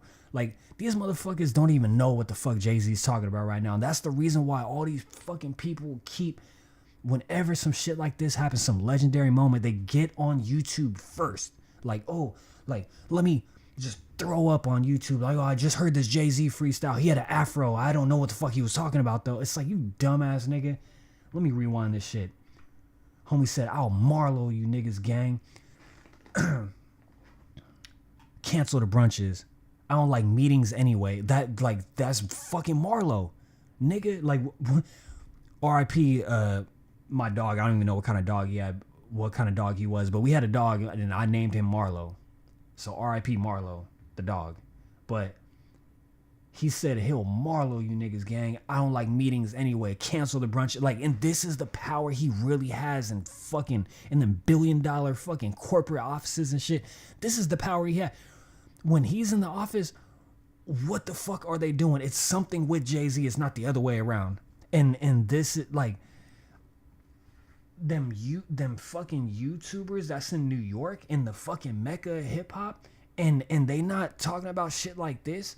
Like the fact that this nigga dropped this freestyle and this shit shut down the whole fucking world in a way, because there's nothing else in hip hop that's at this level right now, and that's the reason why this is like one of the top stories. Like homie just did the fucking shit that I was just covering last time, which was the interview with New York Times, and he was just calm, collected. He was giving you perspective into his mentality, and then this is him putting that shit at work. This is him fucking a couple weeks later getting on stage spitting an impromptu fucking freestyle as a billionaire and getting his hands dirty. Nigga, if I was a billionaire, I wouldn't do none. I'd be over there with Kanye not spitting shit. I'd be doing antics and got my bitch dressed up in fucking shoulder pads and mime makeup. Like, that's what the fuck I'd be on. I wouldn't even be up here doing this freestyle. This shit, this might fucking injure my leg. But this nigga Jay-Z's like, nah, fuck that. Niggas in Paris. Nah, niggas in Philly this week, but niggas in Paris next week. Like, what? Homie was like, man, I gotta take out these braids. I gotta get my afro going. Like, I gotta let these niggas know I've been living on the West Coast. I'm the nigga who wrote Still DRE. That's what these motherfuckers forget every time they see this freestyle. This nigga Bobby Shmurda said the dumbest shit. This nigga Bobby Shmurda, a nigga from New York, by the way, tried to play off Jay-Z as if like this freestyle ain't fucking with Drake. And that's how I know hip hop dying. It's sad. It's a sad day. I'm about to drink me some liquor tonight. Way it's the other. I still on you suckers. I'm all of you niggas, gang. I ain't much for me, it's no how. Cancel the brunches. I remember the hunger pain. The price of the bricks going up. It's gonna cost you a beat to even say my name. That Beyonce. Niggas don't understand. Cause it's like, yo, this ain't just a freestyle, bruh. Like, niggas really have been pushing at Jay-Z for a cool minute, and I've been seeing this shit. It's like every fucking, like Tony Busby, like I covered that shit on my channel. Like, that whole situation is fucking crazy. Like, how did, as an attorney / lawyer / whatever the fuck Tony Busby is, how the fuck did you not see with the information you were given? With the information you were given, it don't even take a fucking lawyer at this point. You could see that there's a gap in the information that client brought to you. Trying to claim Jay-Z and Pete. Bruh, you saw those names and was like, oh my God, let's go fucking do that. That's crazy. I can't wait to see how much. Actually, no, I'm not going to say shit. I just want to see what develops from that shit. But this nigga Jay-Z spitting some fucking wire bars. And I feel so bad for the people who didn't watch The Wire and don't understand the impact of that shit. And this is just a simple stanza. This nigga's not even really rhyming this shit. He's just saying, yo, I'll Marlo you niggas, gang. Cancel the meetings. Like, I don't even think that was a bar. I think he was just throwing that shit in there just to let his business meeting people know next week that, hey, them shits is canceled. Like, I just want to throw that in the middle of this freestyle because I can, because I'm Jay-Z. Shit, our LA media platforms are too busy getting divorced to cover hip hop right now at this time. So I got to do it. I ain't much for me, it's no how. Cancel the brunches. I on you misunderstood, don't need to be explained. You want it one way, it's the other. I still on you suckers, I'm You want it one way, it's the other. That's when I really realized it was a wire bar, because that's what fucking Marlo tells the security guard who, R.I.P. This nigga Jay-Z is a fucking monster for that. Like people don't understand. Like, and I'm glad this is still pretty much the beginning, but him starting off this freestyle with some wire bars telling, like, yo, I'll Marlo you niggas, gang. Cancel the meetings anyway. need to be explained. You want it one way, it's the other. I still on you suckers, I'm all of you niggas, gang. I ain't much for me, it's no how. Cancel the brunches, I remember the hunger pain. The price of the bricks going up. It's gonna cost you a beat to even say my name. A 50-year-old nigga spitting bars that are more well put together than 90% of the game currently. Some of them, have you niggas no shame? Y'all trying to get under skin? I really get under skin. Ask unharmed player. You ever heard of a Wonder King? And that's the thing. I remember too. Kanye saying some shit about Jay-Z's kids on Twitter. When the fuck did y'all like what? Like this is the world we live in right now. And like people, this is the shit ain't no one talking about. Like y'all be getting behind these fucking artists and letting them do whatever the fuck they want, all because you invested $600 into their fucking merch, bought $200 concert tickets, bought their shoes and shit. So them niggas turn out being fucking Nazis and shit, and y'all still stand behind them. Like, oh, like on Twitter, like, oh yeah, man, I don't know, I'm against that. I don't listen to him no more. But as soon as he fucking come back and got a show in your city, you gonna buy a ticket, just not tell no one. Oh yeah, nah, I'm gonna go alone. I don't want anyone to know I was there. Like, bruh, get the fuck.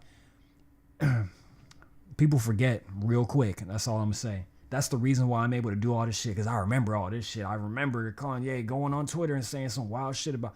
That's the reason why I don't be on Twitter. All the psychos and narcissists in the world are all on Twitter. If you ain't realized now. Children and some of them, have you niggas no shame? Y'all trying to get under skin? I really get under skin. Ask unharmed player. I'm surprised you said that. I ain't gonna say nothing Y'all about that. thugs with y'all thugs again. Everybody think they're the ones insane. You're no maniac. Watch how saniac in my presence, nigga, shrink.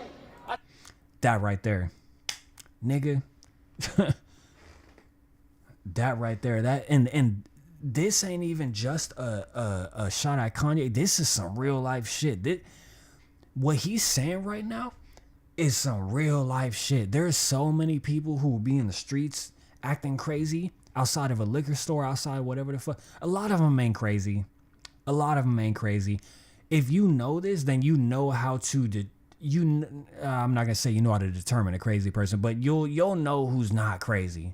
Like what Jay-Z's saying right now, like he's absolutely right. A lot of niggas ain't crazy. Like when people are in your presence, things change. And that's the reason why I don't be on no comments, no nothing popping at people. I don't argue with none of you YouTube niggas. I don't make no content against y'all. Y'all don't make no content against me. It's gonna stay like that. Trust me. I'm in control. I'm in control. Like a lot of niggas be thinking that they know how to do online shit or make things work and do. Nah, I'm in control. I know how to do all this shit. I need a new therapist. This shit is not working. I'm truly on the brink. Y'all better not encourage him. This nigga Jay-Z giving these bars. Y'all thugs with y'all thugs again. Everybody think they're the ones insane. You're no maniac. Watch how saniac in my presence, nigga, shrink. I need a new therapist. This shit is not working. I'm truly on the brink. Y'all better not encourage him. Y'all don't want me to think these thoughts that I think. That nut ass nigga still stuttering. And Chatty Patty down on his luck again. Quest introducing me to Jaguar. I don't know why I still fuck with him.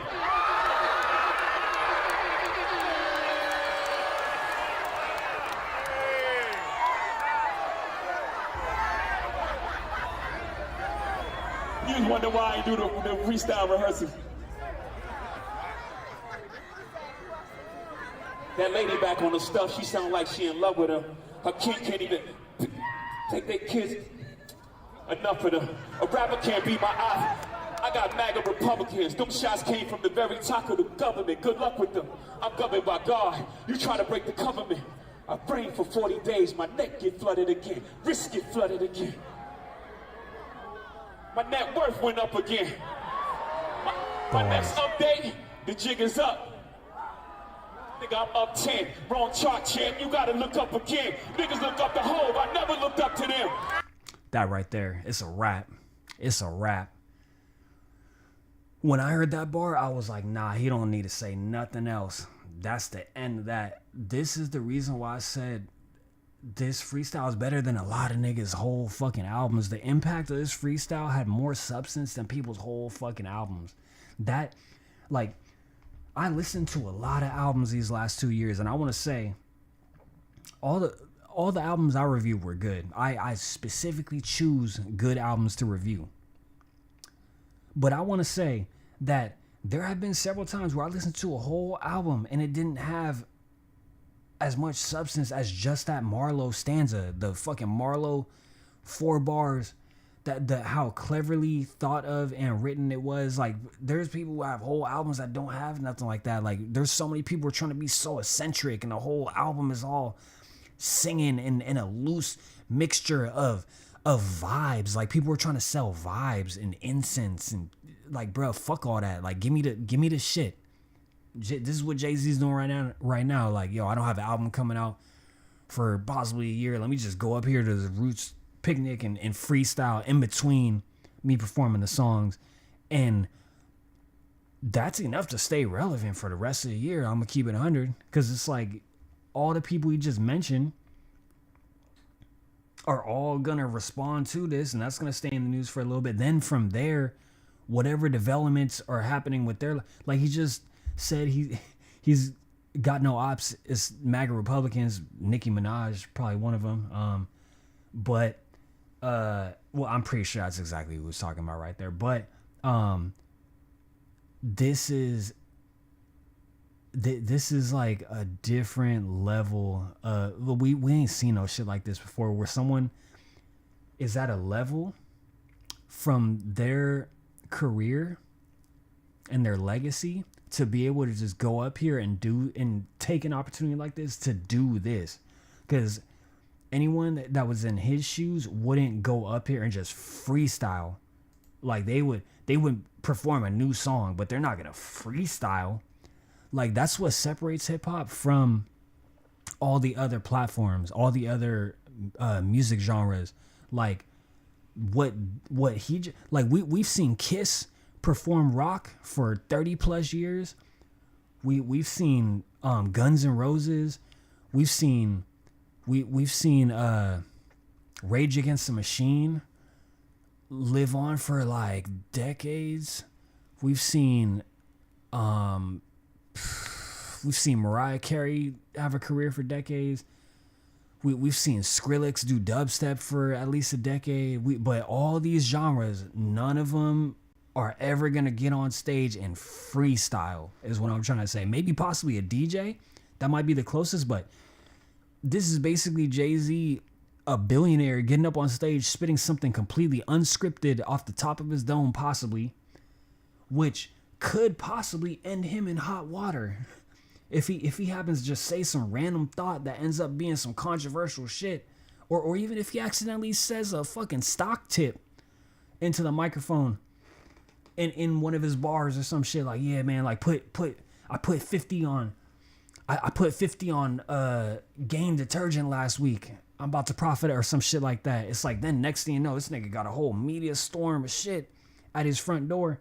But all that to say, all these other genres who are mentioned, Rolling Stone and all this shit all the fucking time, and the Emmy Awards and Oscar Awards and Grammys don't want to give these certain hip-hop artists the fucking chance every year. None of those other genres are ever going to have a moment where musically they're required to get on stage and doing an impromptu fucking stanza to some music in the background. That's never going to happen. And that's one of the things that needs to be mentioned whenever it comes to acknowledging or even just upping the legacy of one of our GOATs. Like, this is this is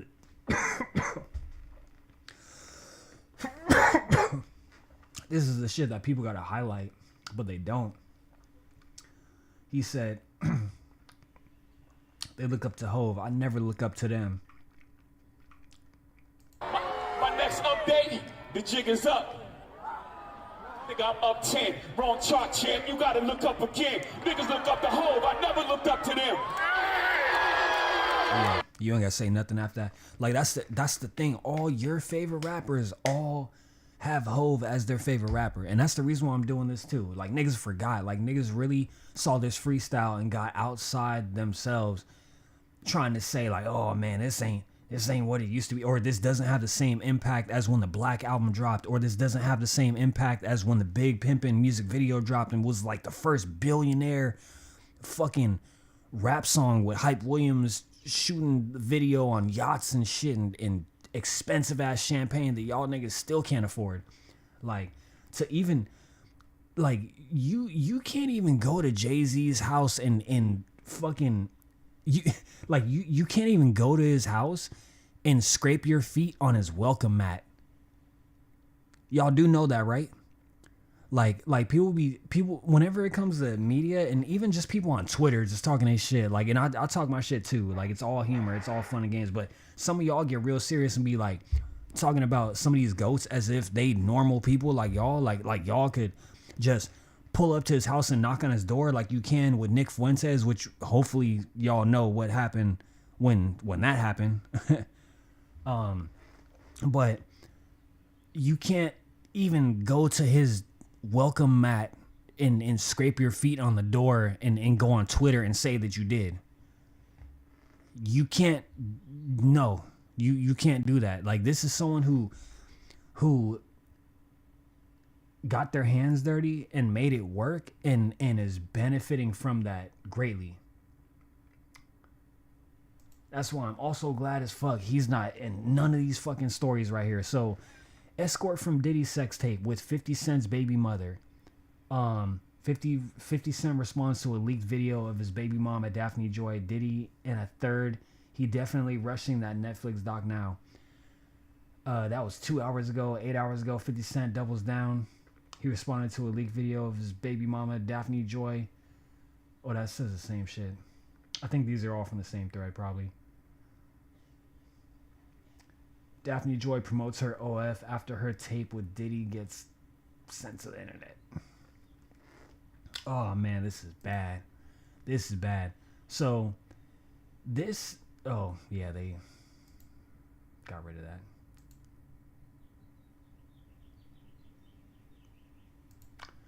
Yep.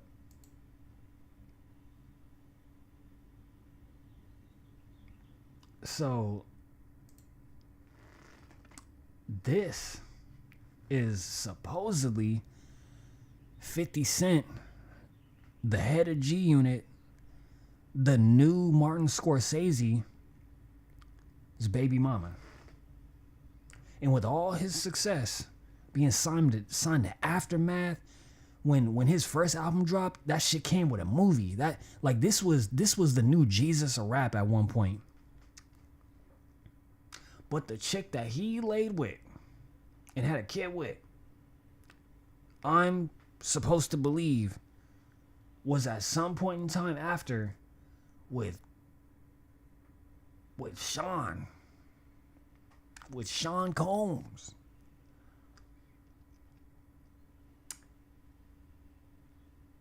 And apparently she was blackmailed, or no. She almost was blackmailed with a previous video that she made. Not necessarily with him, but featuring him. And I'm not willing to even pull up that filth on any of my devices. So I gotta go based off what the internet says. But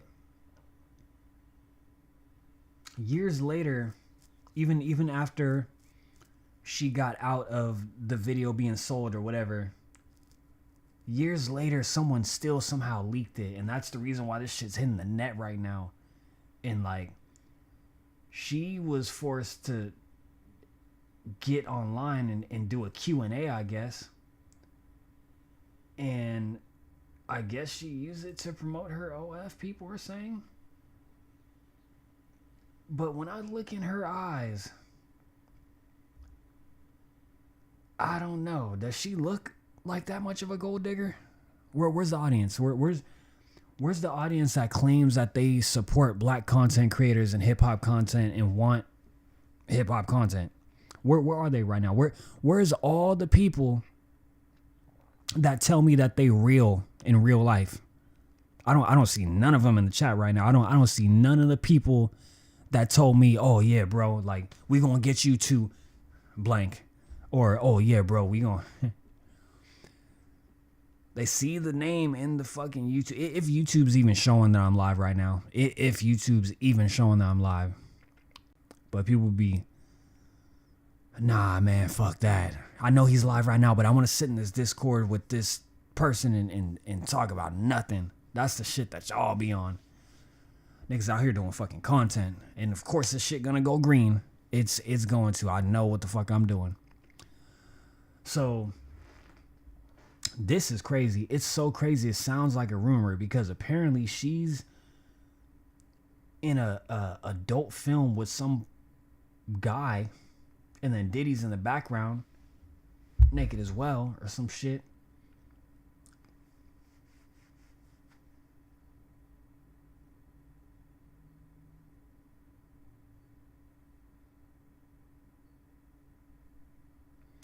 Yeah, these are all motherfuckers who watch that shit. And they all saying it's whack.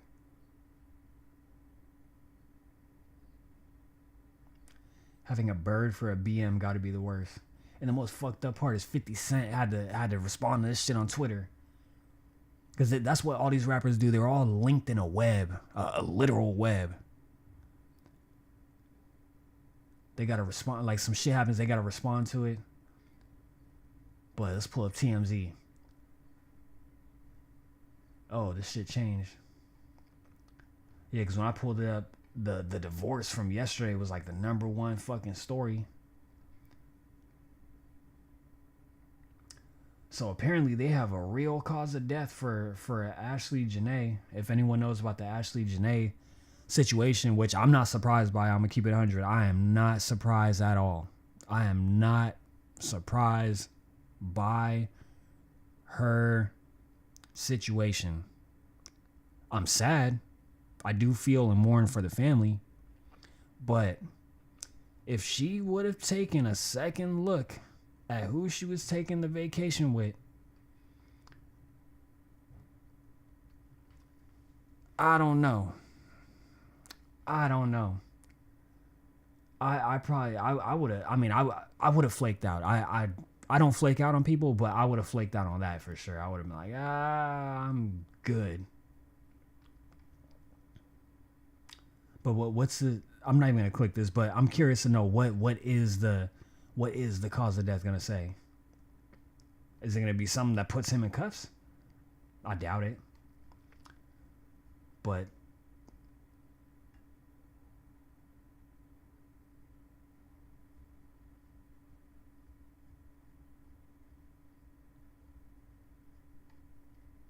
the divorce.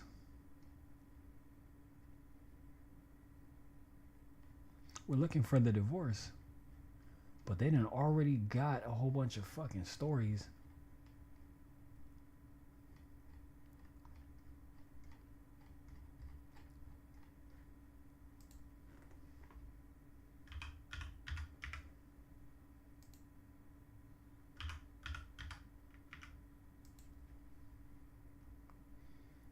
There we go.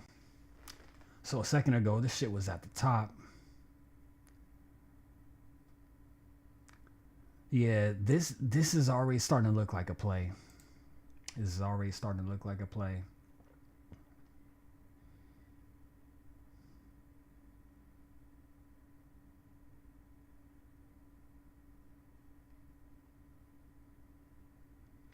Man, this shit. This is what I pulled this up for. So we're going to leave it right there. What a terrible tragedy. Man, I'd be hurt. I'd be hurt to launch gallery. Let's fucking go.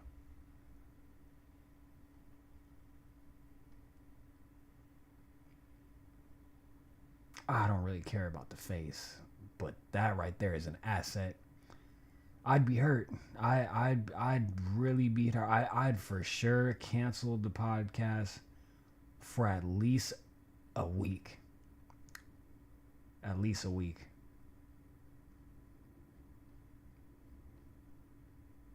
Actually, no, I wouldn't be too hurt. I'd cancel the podcast for 5 days. I'd be over this in 5 days. But damn, this has been a terrible week for the fucking plantation. Terrible week. But it's sad because I'd say about 80% of YouTube is still going to find ways to worship that plantation. Like, oh damn, man, you know what? Three of their black contestants quit, and I say contestants because they're really competing to gain something. I don't know what, but the contestants, all their black contestants left. We gotta for sure find some way to still support them. Shit, thick little muffin.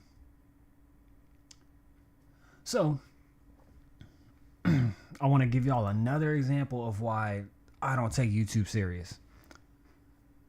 I remember a couple of days ago, I was, damn, it's funny how this pulled up. A couple of days ago, I was trying to remind people or bring this story up, but I didn't even remember where the fuck it came from or how to even find it. I was thinking like this was some random shit on Twitter, even though I'm not on Twitter. I just be hearing about shit that's on Twitter from everybody else around me, like ants. Like, oh, they're like ants that go into the nest, they get the little the tweets, and then they come back out and then they give them shits to me like, hey, someone said this on Twitter. And then sometimes if it's like this, it'll stay in my mind. But let me introduce y'all the poop in the purse story, because since the YouTube masterclass professional last year recommended or recommended that I do verticals to build my fan base, because apparently that's how you build a fan base, even though as we can visibly see that shit is false. And it's also a reason why I don't listen to fucking YouTubers, because a lot of them don't know what the fuck they be talking about when they smoking crack at 2 a.m. But the poop in the purse story. I used this as an example a week ago to explain to a group of guys how crazy women can be. Not that women aren't crazy, but this is how crazy women can be. Specifically in the circumstances where if the male mate that they're trying to attract isn't black, these are the lows that they'll stoop to if he isn't black. The poop in the purse story refers to a hilariously infamous viral Twitter thread from March 2016 shared by a Toronto woman named Michaela, who tweeted under the handle, I don't even know.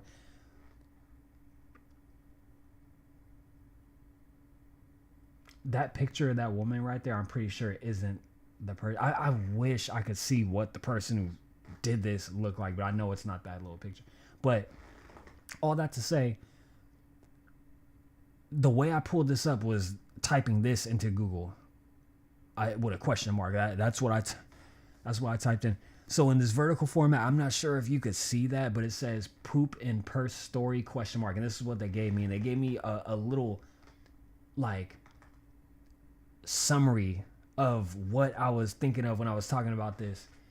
And I was able to save it as a link in my Discord. And this is the reason why I showed my Twitch at the beginning, because my Discord's in there along with that playlist that I was showing, that Spotify playlist. And I put this as a post in there. So her unforgettable first date saga unfolded in a series of steps. This is Michaela from Toronto. This is a bitch from Canada. The bathroom blunder. While at her date's house, she used the bathroom, but the toilet refused to flush. Panicking, she flushed repeatedly, making matters worse. The desperate choice. Realizing she couldn't leave it in the toilet, she retrieved the waste, wrapped it in multiple layers of toilet paper, and hid it inside her handbag. This right here is fucking psychotic. Psychotic. Psychotic. Psychotic. Realizing she couldn't leave it in the toilet, so this bitch basically went after having dinner with this man, with this man who probably looked like one of you goober ass YouTube niggas. After having a nice dinner, she needed to take a shit, so she hopped in it. Like, for one, she should have been mad as fuck that he didn't tell her that the fucking toilet was broken.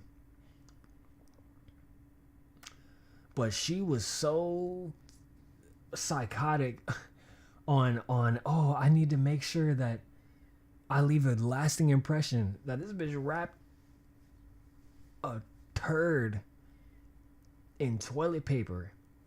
And even crazier, she put it in her fucking purse. Nigga, this is crazy. The agonizing wait. She returned to the couch to cuddle while her date showered her with compliments. All she could think about was the package in her purse.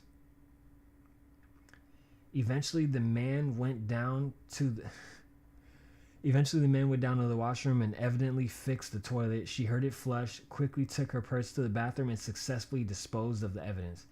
She later tweeted the entire sequence to her sister in the internet, jokingly lamenting that all her hard work to be a hot girl had been ruined, turning her into the internet's poop girl. All right, let's go click on the Griot and see what this shit say. Wow.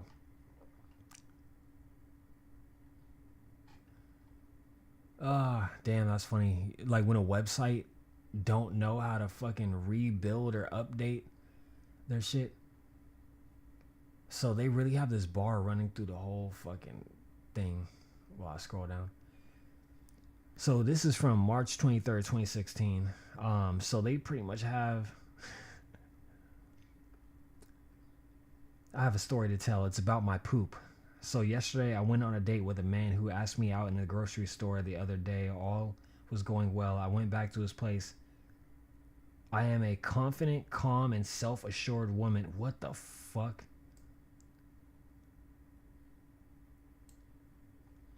I am a confident, calm, and self-assured woman, so I felt comfortable popping. They put popping. So I felt comfortable popping in his bathroom. Man, this be y'all internet niggas, straight up. So as we can see, she said that she is confident, calm, and self-assured, so she felt comfortable pooping in his bathroom. Apparently not, because she took the poop right out of the toilet and wrapped it in fucking toilet paper with her bare ass hands and then put it in her purse. How the fuck is that confident, calm, and self-assured? This is how these telemarketers be getting y'all. Like, they tell y'all some shit just to make it seem like they this or that they cool. Oh, I'm an introvert. Oh, well, I'm an extrovert. I like strawberry ice cream on Saturdays. And it's basically some shit that makes y'all mentally feel better about yourself, I guess. And like, in reality, that's not the case. Cause Makala took the poop right out the toilet and wrapped that shit in toilet paper, and now it's all over the fucking internet. And they even got the tweets, the links to the tweets, even though them shits don't work because it's from 2016. And on top of that, this whole story could even be made up. Who the fuck knows? But this be the type of women y'all niggas be dying for. Y'all niggas will sacrifice everything you fucking have for these chicks, which is crazy. Like, y'all will literally get married to someone that you do not love at all to be talking to some bitch through the fucking internet on the side. Niggas is crazy. And then be coming to us telling us, oh yeah, man, I'm real, man. Y'all don't even know. I'm real because back in the day, no one was around when I did this, but I did this. That be y'all. That literally be y'all trying to woo us into thinking some more hip-hop shit. So along with my Discord are several links to albums like this. So this is an album called Old Soul by L Orange. This album is available in vinyl. Oh, I wonder. Oh, okay. They got the picture of the vinyl. That shit look hard as fuck. Yeah, because I might have to do this one day. So in my Discord is a link to this album. And they got the shit on singular vinyl as well. This is probably the one I'm gonna get because it has that orange. I want that orange. that orange record. But all this to say, this is basically a album that you can listen to free. I've listened to this album a bunch of times, so I don't know if it's going to play this song that I'm about to play. But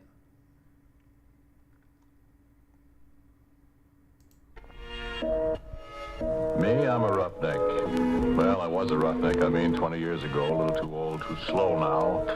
Besides, I got $1 now. I don't have to be a roughneck, you see. Married, got a nice home. How do I get into these messes anyhow? Well, I don't know, but you do it so easily, dear. You looked out the window this morning? Oh, no, you know I can't stand the sight of daylight.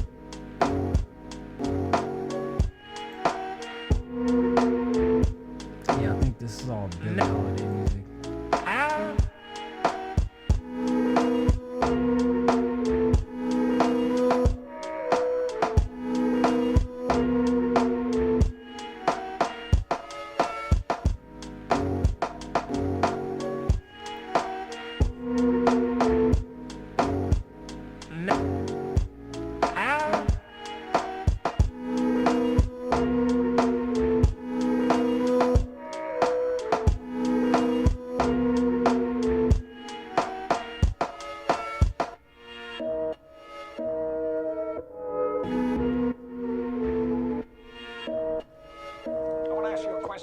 How much government tax is on a bottle of whiskey? 30 cents. 30 cents. Do you realize that if I gave up drinking, you two imbeciles would be out of a job? Oh, go on, get out. Get out, I said.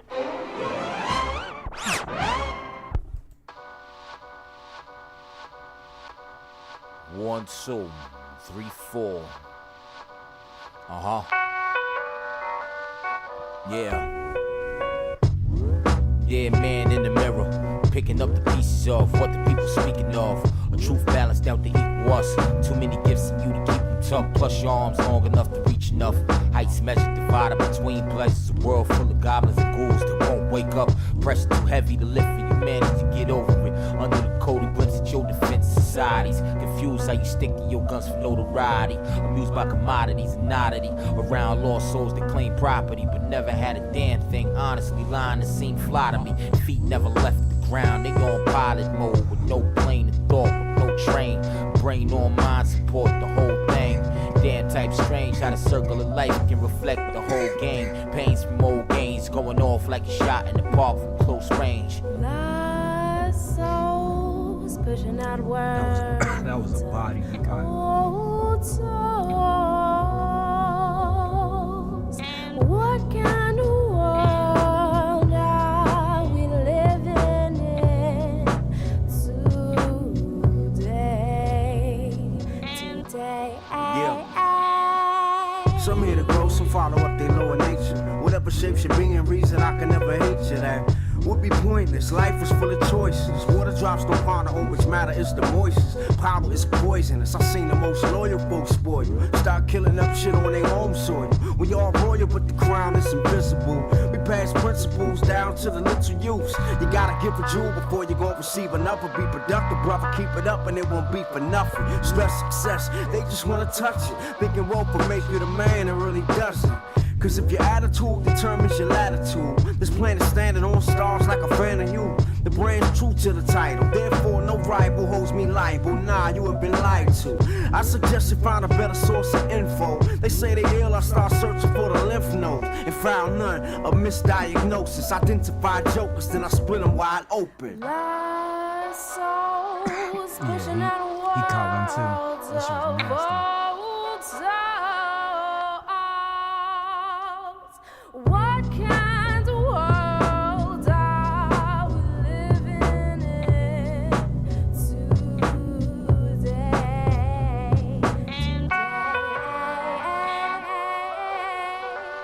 The song's called Lost Souls. Bang, bang, bang. Living in a world of lost souls. Bang, bang, bang. Wishing out worlds of old souls. Bang, bang, bang. What kind of world are we living in today?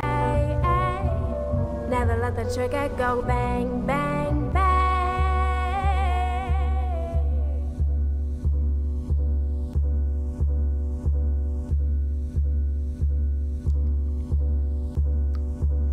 Yeah, Yeah, so one of the reasons why I wanted to play a song from this album is because this album is very different. It's got like a noir kind of feel to it, a noir kind of vibe. And just recently Spider Noir just popped up on Amazon, so a lot of the people that's watching that haven't really thought about hip hop being in that kind of realm as well.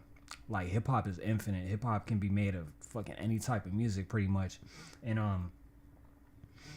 this whole album has its own vibe, which is like that noir like time era. So this right here is like a biography or a small biography for the artist, but for the actual album it says Billie Holiday is my muse. Her creative vision and stylistic integrity have influenced both my music and my writing. When I decided to work on this project, I wanted to approach it with respect for her music.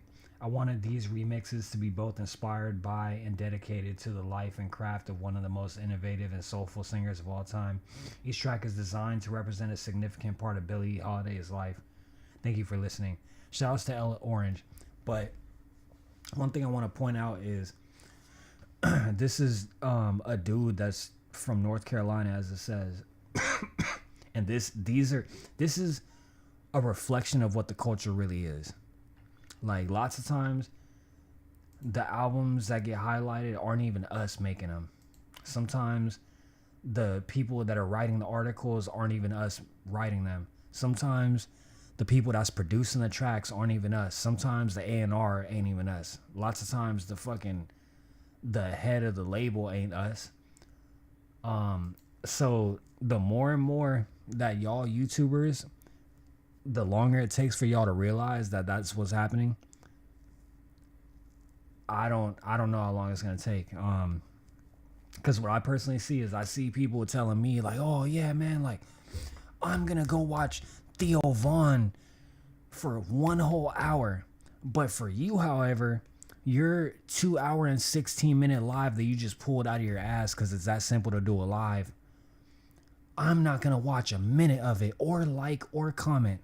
But I'm gonna for sure make sure that every time I can talk to you and completely fuck up a vibe, that's what I'm gonna do.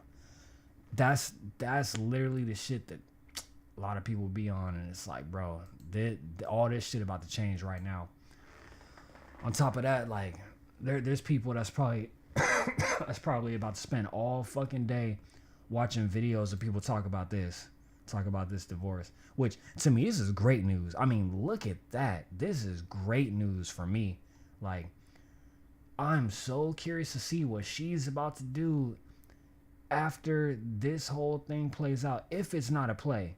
Because I personally would never think that she's trying to get full out of everybody. She's trying to get full custody. I don't know. It seemed like a play. But we'll see. Another thing we're going to see is one of the great whites, Anne Hathaway's fucking new movie that's, I guess, is going to be this year. This shit about to be scary. And I'll say she's one of the great whites because she's one of the top actresses, in my opinion. Like this shit look fucking sick. Like I don't know what it is, but she can be scary. And they got my boy, they got Josh Hartnett. I can't wait to see this movie, even though I can't pronounce what it's called.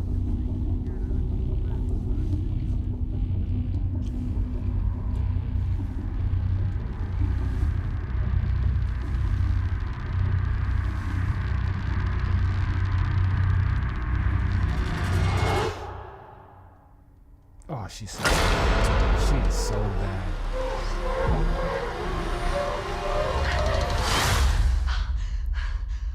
She bit me.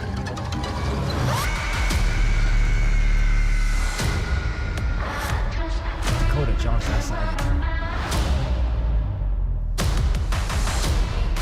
Even with my generous warning, you're going to continue to ingest my words.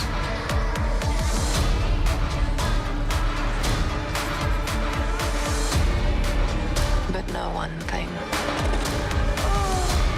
There is no light Where we're going. Darkness ahead.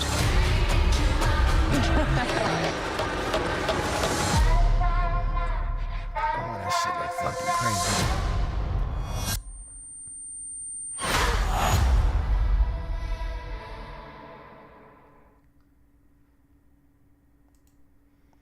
Yeah, that shit fucking dope. That shit's dope. I can't wait to see that shit. That song that they that mashup they have playing in the background, that shit's crazy. But damn. This is crazy. I don't want to see the tape. I do not want to see the tape. All I want to see is just damn, I don't even know what I want to see. I want to just see a screenshot of it with his face somewhere in it. Maybe his body blurred out if he's not clothed. Her face not blurred out to where I can confirm it's her.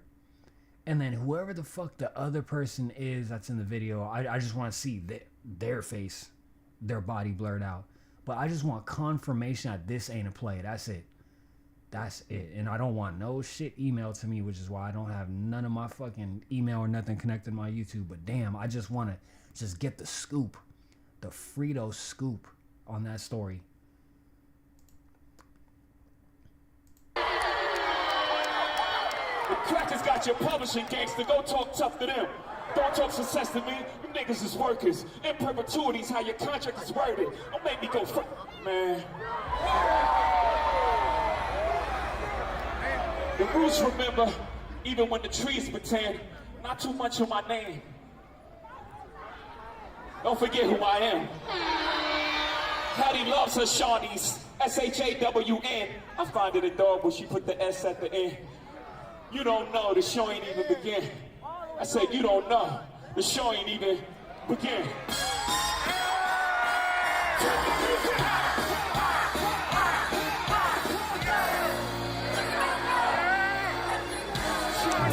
I'm gonna have to run this thing on Discord. But I don't even think people gonna show up, so what's the point? But I'm about to close out of this shit. I need to play Control on Twitch. Apparently, I don't know if I'm going to. I might play something else, but it was fun doing this live and proving once again how easy it is to be consistent on content and why I'm not going to be, because no one shows up. There's so many people in this world who be on some, oh yeah, man, I'm this, I'm that, I'm real, but man, get the fuck out. I done seen a nigga get monetized and quit YouTube for a whole year and then come back to do some videos after they got a fucking computer setup, which is basically what is the standard, but people in our community don't have people telling them that. And then whenever I tell them that, it's basically like, oh, okay, he don't know what he's talking about. And then years later, when they reach these heights, or in my case, these lows, then all of a sudden it's, oh, I've upgraded. Now I'm worthy of everyone's attention. It's not like that. It's not like that. I forgot what the root of that whole thought was, but yeah, this hip hop content it's funny how every now and then these things happen and then people put all their attention on that rather than waiting for all the stories to gather and documenting all of them, whether it be articles or this or that. Like, the reason why I'm able to do these lives and pull up all these different articles is because I go find these and I put them somewhere in the format of an article, depending on the website. Like, as we saw with this website, they have their shit set up to where the fucking bar is basically in the middle. Like, anyways, timestamp. That right there. May 31st. So this is still not that old, but that's the whole purpose of that, being able to pull up articles and be like, oh, okay, this is from this date and this time, and it was written by this person. I'm not going to say his name, but these are other articles that this person's written a day ago, 2 days ago, 3 days ago. Oh, I guess it has their Facebook, their Twitter, and all that shit. Like these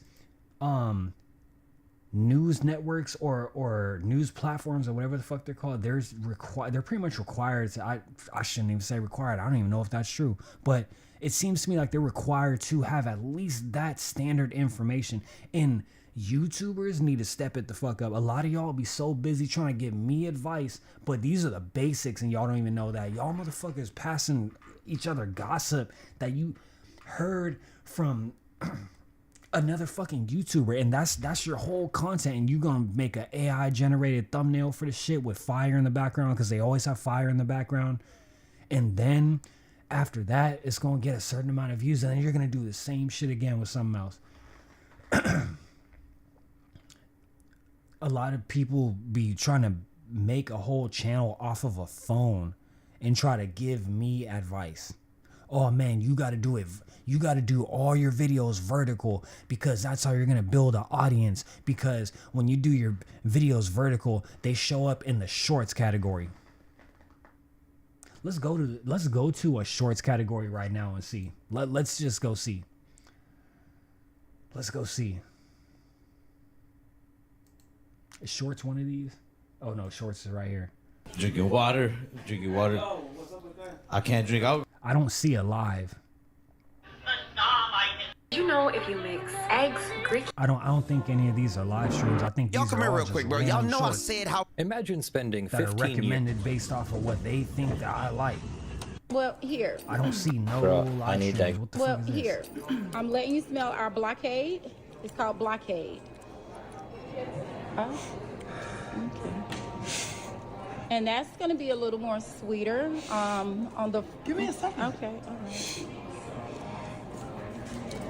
This is how I smell them. Okay. That looks like something I've seen before. It looks like a fucking custom out. No. Yeah. I don't like it. No. You don't like it? No, I don't like it. Damn. Yeah. So this is basically just me showing y'all, since no one ever takes my word for shit, that live streams don't show up in the shorts category. I don't know who the fuck, what YouTube wizard told y'all that, but every time people tell me this shit, and I'm looking at myself like, nigga, if you don't go and watch the fucking vertical live that I already have done months ago, and they never can. That's the thing. Like, it's like you make people evaporate. Like if you just do a simple suggestion that requires just this much work, it's gonna make people evaporate. Oh, you guys should open up a book club, and then we could all gather together. Oh, okay, yeah, we already thought about that. In fact, we set up this room to have the book club, and all you gotta do is just show up. Oh no, that's too much. I'm out.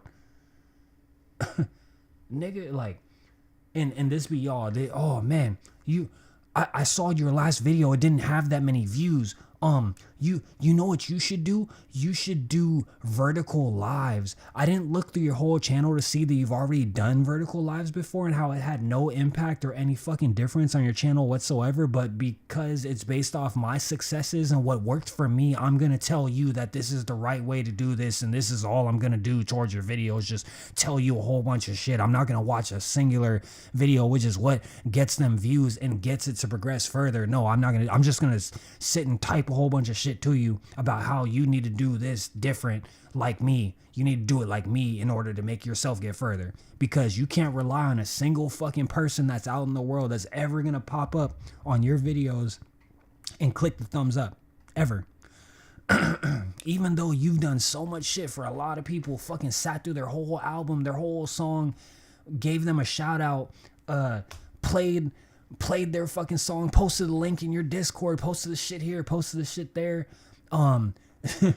Like, no, I'm not gonna be there whenever you go live, like right now at this moment for these last 2 hours and hold on, let me move my OBS. For the last 2 hours and 29 minutes, that's not enough dedication. That's not enough. I need you to make slop videos every fucking day for me. This be all YouTubers. y'all viewers.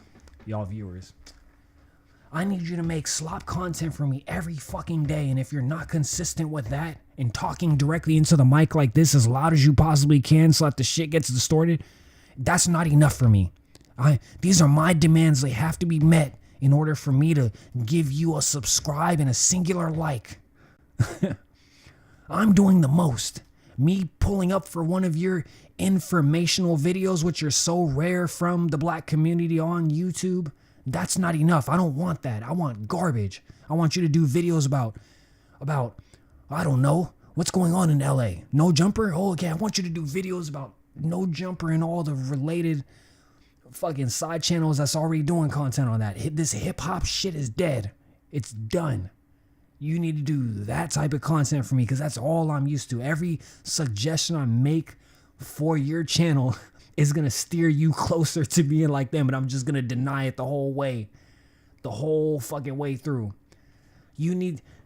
This isn't enough. You need to gather your friends and get a whole bunch of tables and set them up in a semi-hexagon form and get the microphone set up in this direction. Then you need to put a shelf right here to the left, and then you need to have this paint on the wall, and then you need to hire these specific 4 people or have lookalikes of them with the same outfits and shades on. And then yeah, now it looks more like what I need it to look like in order for me to watch it. And it's like, you fucking idiots. Y'all niggas never, ever analyze how the shit you say sounds to people like me. And that shit cracks me up every time. Oh, man. But we got to put the cakes back on the screen in order to get people interested. Because I'm seeing like one person pop in at a time, but I'm curious to see if this is going to make it so that multiple people pop in here. Me talking over these cakes. These soon-to-be divorced cakes, if this ain't a play, if this ain't a fucking opportunity to get a picture hosted on this news platform, because it's basically a news platform now at this case, thanks America. But it's crazy how you can see for years something small develop, and then get big enough to where it's completely categorized as something else. Oh, damn, they already had a premiere for Scary Movie. I fucking forgot it's summer. God damn it. All the fucking movies are about to come out. The few movies that's about to come out. Let's look at these Kylie Jenner cakes real quick. Well, what's she doing? Because I remember she shaved her eyebrows or she bleached her eyebrows at the Met Gala. I wasn't feeling that shit, but I was thinking to myself, like, damn, she probably looked fucking fuego.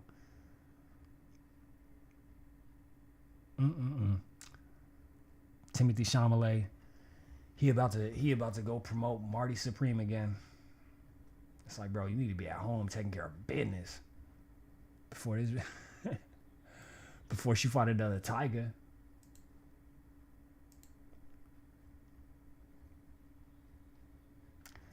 This is a news platform now. This is crazy. Like, the reason I'm fucking saying this shit is because this is actually a fucking, like, hold up. Let me see if this. So if you got Google, here's a little tip. You can actually go and get news from this shit, and it'll basically just source up all the fucking shits for you, even though I still don't trust clicking on any of these websites because them shits got fucking all that shit. But all that to say, TMZ is one of the things that pops up on these. So it's like, yo, they like I forget, I think the category is like celebrity news or some shit, but it's like, yo, celebrity news is a fucking, there we go. Influencer couple terminates pregnancy after Down syndrome diagnosis. Oh, damn. Bro, shit. Damn, that's a little heavy. But yeah, they are a news platform now, and it's like, yo, how? I mean, I'm not against it, but it's just interesting to see how like restriction or when restrictions lift. It's interesting to see when restrictions lift, because there's a lot of things where restrictions don't get lifted, and then there's some things where it's like, oh, okay, like now we can recategorize all the, but man, lawyers at LA firm involved in $4 billion sex abuse settlement face state bar charges. This sounds just like that fucking situation with why Santa Monica almost went bankrupt. I don't even really watch the news, but I'm just looking at these headlines. I'm like, half of this shit ain't even fucking real. Like, I'll sometimes skim through this because, like, they'll have, like, some science shit or, like, some economy shit. Like, apparently GameStop was trying to buy eBay for, like, a couple billion. I was like, how the fuck do they have a couple billion? But all that to say, this is all just information that's a flick of the wrist. But people don't know what to do with it, which is the reason why I don't find a reason to really be on YouTube. Like, YouTube's filled with so many fucking squares. Like, especially when you see, like, people who really do content, who consistently go out there, do lives, do videos several times a day, aren't feeding you the same exact recipe every single time. It's not no fucking... I mean, in a way, like, the consistency, it's constant content, but that's not used as an excuse to turn that shit into slop. So when you know content creators who are consistently dropping videos, going live, expanding, going to Twitch, going to Kick, doing IRL streams, doing interviews with people and shit like that, that's inspiring. But what's not inspiring is people trying to get under that and tell you that they do this, and that, and it turns out they really don't. And it's real easy to show that shit, but everyone's too focused on listening to the lies to really see what's going on. And it's like, now, from what I've seen, I don't want to work with nobody. And on top of that, even the smallest little fucking thing, I need to be compensated for. Straight up. For me to sit through like, the albums that I've reviewed are all albums that I reviewed, I wanted to show people how extensive and how advanced and how much of a variety is within hip-hop. But for me to listen to y'all's albums, the albums that y'all want to DM me, nah. Nah. I mean, it's possible, but the channel itself right now is nowhere near that becoming a process. And no matter how many times I do videos or go live, these views, they don't change. Like, it just doesn't change. And I know it don't have to do with what time I chose to go live and all that shit. Like, realistically, when I went live, it's gonna pop up in your fucking thing if you are followed and watch the shit. But that's the stage that a lot of people can't even get to. Like, it's like they'll have all the information on YouTube in the world whenever it comes to criticizing you, but even the fucking basics they don't know whenever it comes to reality. Like, oh yeah, man, well, if you go into your analytics, it'll tell you that they can do all the fucking little technical explanations for that, but they can't actually make an effort of going to a page and liking and commenting and engaging. The main word being engaging. These motherfuckers want to convince me that they're the best rapper or the best producer or the best DJ or whatever, but there's no proof that they've never engaged in anything. People want to sell...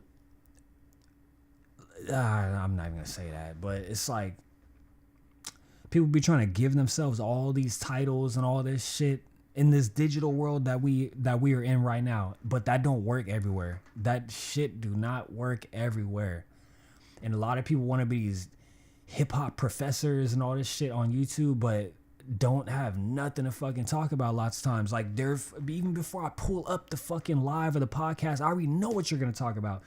I told y'all what I was going to talk about in this description. I still had even more shit than that. Different angles, different all types. I can pull up whatever the fuck I want right now. I already talked about everything I was going to talk about. Why not pull up a fucking museum? Let's go to the museum real quick.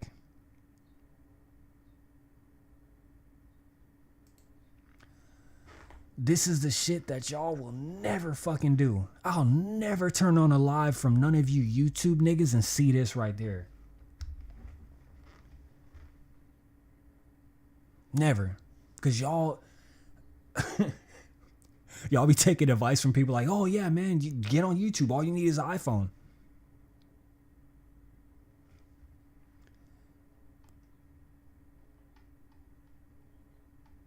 And people act like they really fucking know about content and want to be giving advice and shit.